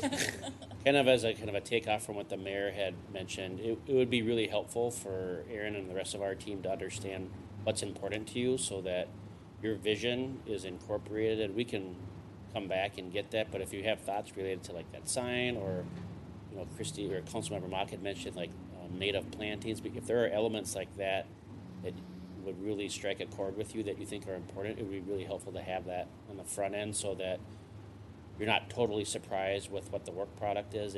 It'll at least check some of the boxes that you find really important to you. Will they be provided those design standards then that we've kind of gone with? Do we have, something specific we can give them? Yep. I certainly support what the council member Henry said about the signage and having a cohesive identity. I do like the idea of native plants. I would want to know what the cost is to maintain.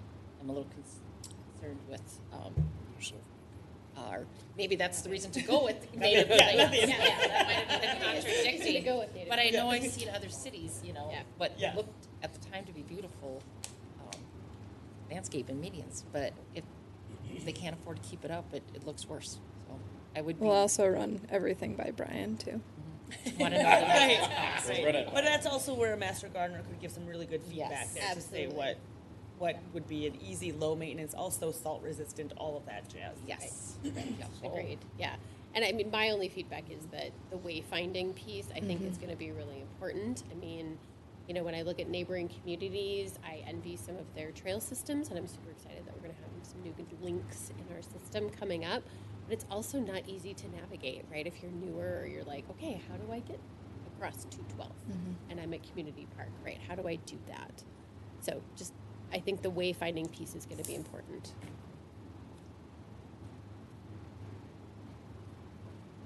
Any other feedback? Right. Oh, good. Moving along to 9.4, the Hawthorne Ridge Trail. Ms. Smith? Thank you, Mayor and Council. So tonight we're discussing a previously approved plan with the Hawthorne Ridge development by D.R. Horton, which is the old Ellen Redmond property. So on the screen now I've highlighted where the driveway is in red. So when we talked through preliminary and final plat, we discussed this being a trail connection to the downtown via Snake Trail. We've spent some time recently on the property, and there are some pretty substantial concerns with the condition of the driveway. I have some pictures coming up.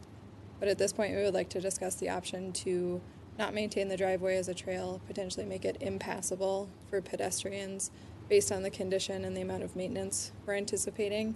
I will note that the removal of the driveway does not fully take the trail connection away.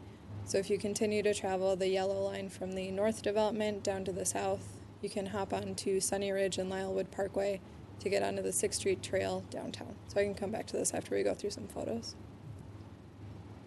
So these photos were taken last week. So it shows some pretty extensive erosion that's happened along the side of the driveway. So Brian is standing in what is a pretty big divot that spans essentially the entire driveway. It goes roughly up to his knees, where you can see that water was just coursing down the driveway.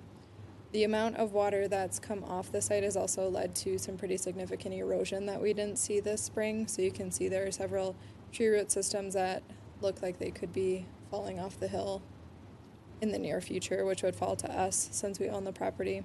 And then the bottom left is a tree that's already fallen that would again fall to us, the city, since it's our property, and we'd be maintaining what would be the trail for the driveway. We own chainsaws, right? I was just going to say, a chainsaw, I'll take care of that. So again, some pretty extensive erosion that's happened on the site. I'll note that there are 2 culverts on the property, one closer to Snake Trail. It's pretty significant. And then one that's further north. The one that's north, it's about 2/3 of the way up the driveway, is in pretty bad shape after the spring that we've had, the spring and the summer, with the amount of erosion. So it's near the right picture where you can see there's been some pretty significant sloughing that would need to be addressed. I found these 2 pictures to be pretty telling. They're taken April to October, so roughly 7 months apart. So on the left, there obviously was not any damage from the amount of water that was handled on the site. The right was again last week. So thinking through maintenance of the site, it's really challenging to get. I'm out.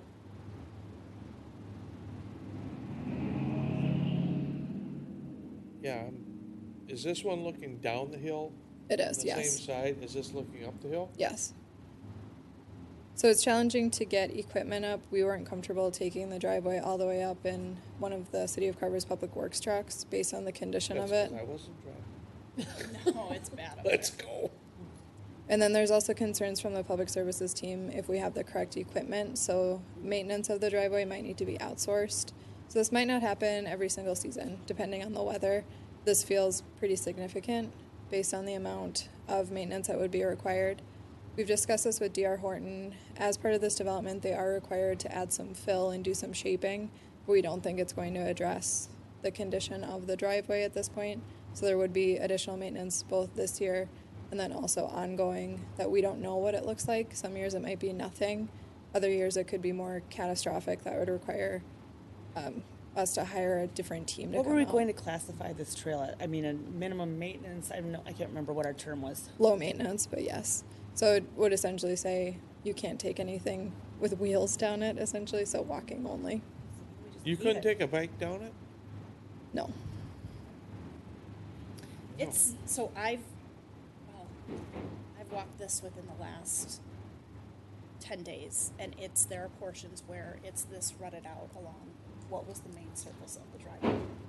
It's not a stretch to say that you cannot take a bicycle down it. It's not a stretch to say that you can't take a car down it. There are portions where it's like you will easily twist an ankle if you're not paying attention. But let's not think of this as the manicured trails that we always think of. I mean, if you go I hike in many places, and a lot of times you're in a natural spot, and there's trees that look like they might come down, but that could be anywhere. And like I said, the one that fell down, I mean, that's a chainsaw, and I think we can get that cut up. That's not a huge deal. I guess for me, if we were looking at this being kind of a minimum maintenance trail in the first place, I don't have a manicured perfect trail in my frame of mind anyways. If it's still there, people are going to use it for what it is. And if you don't have hiking boots on, or you don't want to get muddy, then use the manicured trail and don't take the woods. Agreed. I What hear does you. what does the Parks Commission say about this trail? So the Parks Commission hasn't reviewed this. Okay. I suspect that they likely would deflect to council, since this was a derivative of the council and approved with a final plat. So, Glenn, It's a minimum maintenance trail. It's a way to get from point A to point B. The chainsaw, we got chainsaws. That's not, are we concerned about the liability of the gullies from the washouts? Yeah, I would say like the messaging isn't that we don't have the means to get rid of a tree. I walked it shortly before the mayor did, because I've always loved this trail connection and I've wanted it for some time. There are 2 areas of there are 3 areas of erosion. The area that's shown on the right, and who pays for that and how we handle that. There are several, like the tree that's on the left. There are areas where, to what level do we have to remove those trees if we feel like they could shortly be coming down? And then the third area is, the approach from Snake Trail, there's a pretty significant culvert, and it's eroded to the edge of that culvert, and so there would have to do some work. I completely support the concept of a natural trail. I pushed for this to be on the work session agenda item because I wanted the council to look at it eyes wide open, that there could be some pieces where down the road you expect some maintenance to happen, and I just wanted to make sure that we're on the same page, that the council was okay with that, because it's kind of similar to the Prime example that we use. Once people start using the trail and are used to it, if the council would decide, we don't want to use this, or we want to take it out of the system, I think that would be excruciating. And so just wanted to kind of check in, because the condition of the trail is different than what we had talked about earlier. So it's just a matter of making sure we're on the same page. And Christine, Glenn, I'm with you guys. It kills me to see this kind of pulled out of the realm of possibilities, because I think it's so cool up there and unique to Carver. However, just the long term, the liability, and what if somebody gets hurt, and the long term maintenance costs. I appreciate staff bringing this to us if they're concerned about it now. And this is what it looks like after one summer of significant rain. This isn't going to be one summer of just a little bit of rain. This will be. I was still talking. Rain. I was still talking. Gotcha. But for the long term, when we're talking about how much we're spending on everything else, if this is going to be $20,000 a year to maintain and to fix up after every rainfall and to replace culverts, it's not an expense that I want to get into going into this with eyes wide open. But why would we have to do $20,000 of maintenance? It's supposed to be minimum anyways. Just let it go. If that piece washes off, they'll trailblaze through a new spot. And if the tree falls down, then we cut it where it's crossing the trail and the rest can sit there. I think that, like I said, if you think broader about other trails that you could walk on, you don't always see the manicured. And I think there's kind of that expectation, the piece is over here is eroding, we have to fix it. Maybe we actually really don't have to fix it because it's a minimum maintenance trail.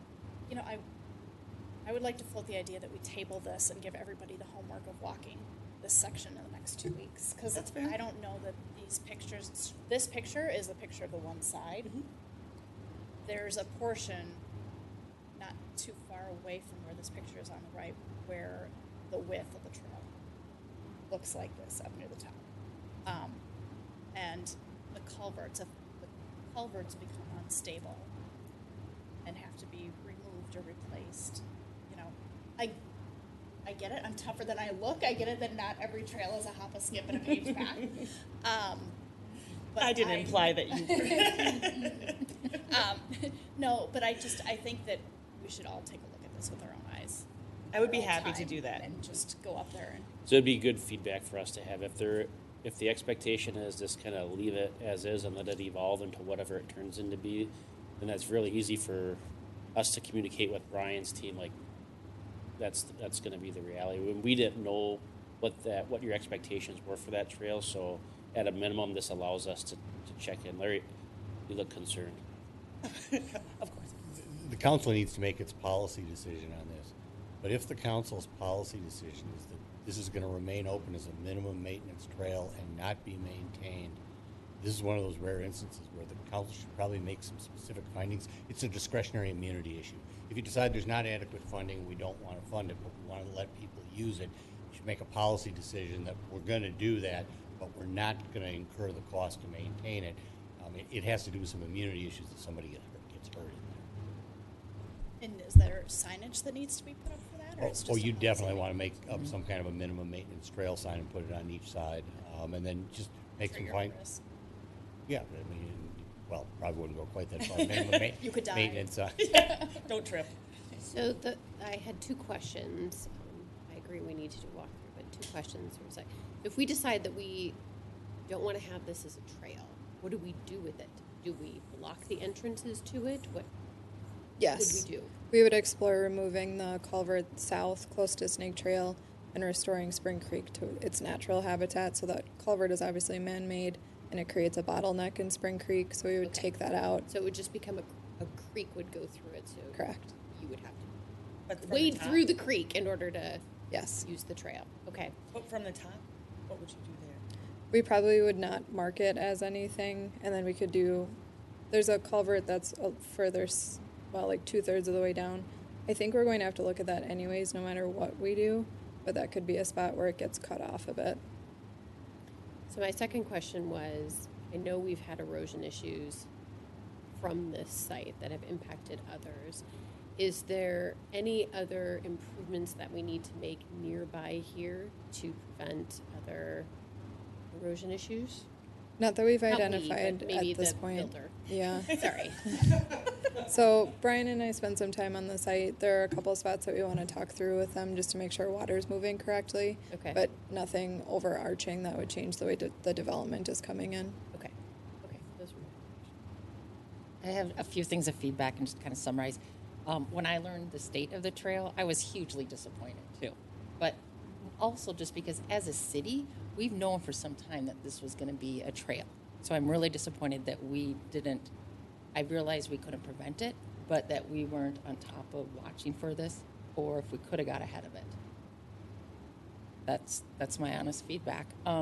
I would like to see if we could get D.R. Horton to bring it back to the condition it was when we agreed that it was going to become our trail. And I don't know the exact dates, but it's like we've known for a while this was going to be our trail. We should have been taking care of it. Not in a challenging way, Councilmember Sear, but can you tell me what it looks like just so we can have mutual expectations for keeping on top of it? I just want to maybe have an understanding of what that looks like for you. I don't know enough what it looked like before we had significant rain this spring, but The reason I ask is the condition, as you were, was on April 1st with the rains that we had. It's going to create that condition. I'm willing to lean into like a staff responsibility if I thought like myself or anybody on our team didn't do its due diligence, but I think this is a result of Mother Nature doing a number on this trail system. But that's why I ask if there's something that you think that we could have done preventative or in some other nuance of it, I'm willing to really take that and like run with it and say, okay, this is what our new process should be, but without that, I don't know what type of Right, direction yeah, to give maybe to just Brian something as to- moving forward, that if we know we're gonna acquire something that's, you know, kind of a nature trail, that's just so exposed to the elements that we, you know, keep on top of it. I don't really. He needs more. Yeah, you need more specifics. But I would say, Like, this didn't happen overnight. Correct. So that's disappointing. And if we would have, like, made it better months ago, it wouldn't have been as expensive, or we might have been in a situation where we could say, hey, D.R. Horton, put this back together. I know you can't just, like, you know, put all the dirt back together, but we've seen other things that there's been quite a bit of erosion on the project. I'd like to do what we can to save this, just as a basic nature trail. So I will do the homework of go walk it, but just my honest feedback is No, that's good feedback. I don't want to see us in this situation, like say the Song property, something develops that, you know, a couple seasons pass and we have no reason to be in there, you know, there's, you know, major excavating, and then all of a sudden the next time we go back, we're like, oh, look what happened. So I want to avoid being in this situation again. Yep. So like maybe it's just a program, kind of a walkthrough of A schedule. Yeah, Yeah. I'm thinking a that we can walk through, and if we know that we're doing work in this area, let's check out some of these and check out different milestone dates. Yeah. Okay. Thank you. Thanks for listening too, and letting I'd me like to express make a comment. This trail's been here for over 25 years. It's been minimal maintenance. I mean, everybody knows Jimmy, and Ellen had a great relationship, and whatever's been done to this trail, Jimmy's been the one that's done it. It's been the rainiest season ever recorded. More rain this year than ever. And having the washouts is part of the deal. I'd like to see this as a minimum maintenance trail. And I'm going to walk it. I've only walked it, I don't know, 300 times in my life. How many times in the last 10 days? Or since April 1st? Since April 1st? Twice. Okay. Your point? Well, you haven't seen you seem Correct. surprised by the Well, shouts. no, I'm not surprised by it. It's been the rainiest year ever. Spring Creek, when we had the 10-inch rains that came down, totally destroyed part of Broadway and that whole area. But that was a 10-inch rainfall. And it happens. But as far as a minimum maintenance, I got no issues with that being a minimum maintenance. Putting forth some ordinances and putting signs up, say, venture at your own risk, minimum maintenance, whatever the case may be. That's my 2 cents. Okay, so I don't think we need a motion on this.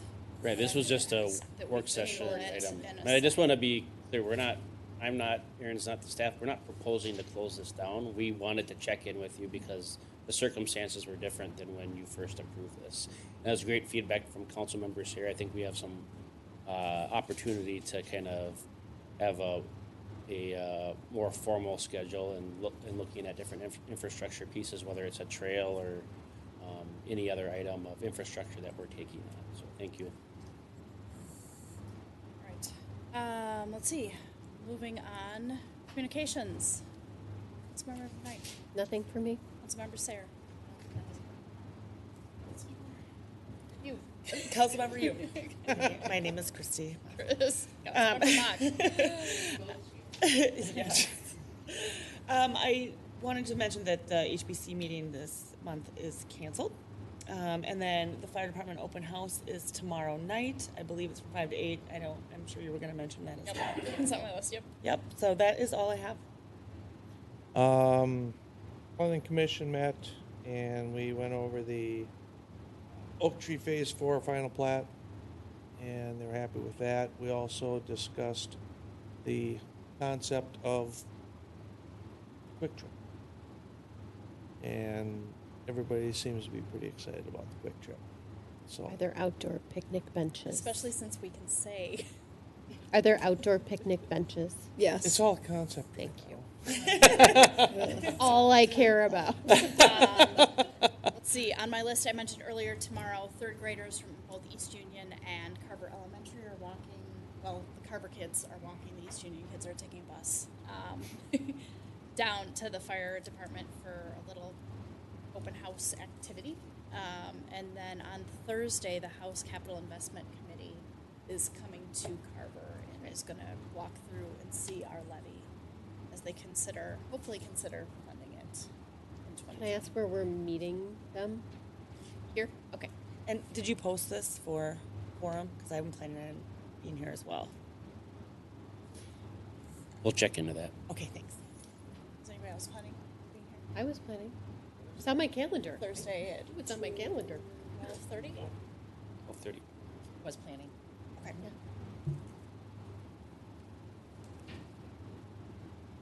Maybe we should post the quorum for half an hour before so that we can. Boo, we got it. Okay. Great. Mr. Merrick. Questions? No? All right. With that, Could I make a motion to adjourn? you sure can. All right. I'll second that. Got a motion by Councilmember Mock and a second by Councilmember McKnight. Any further discussion? All those in favor say aye. Aye. Opposed? Motion carries. Thank you. Good night.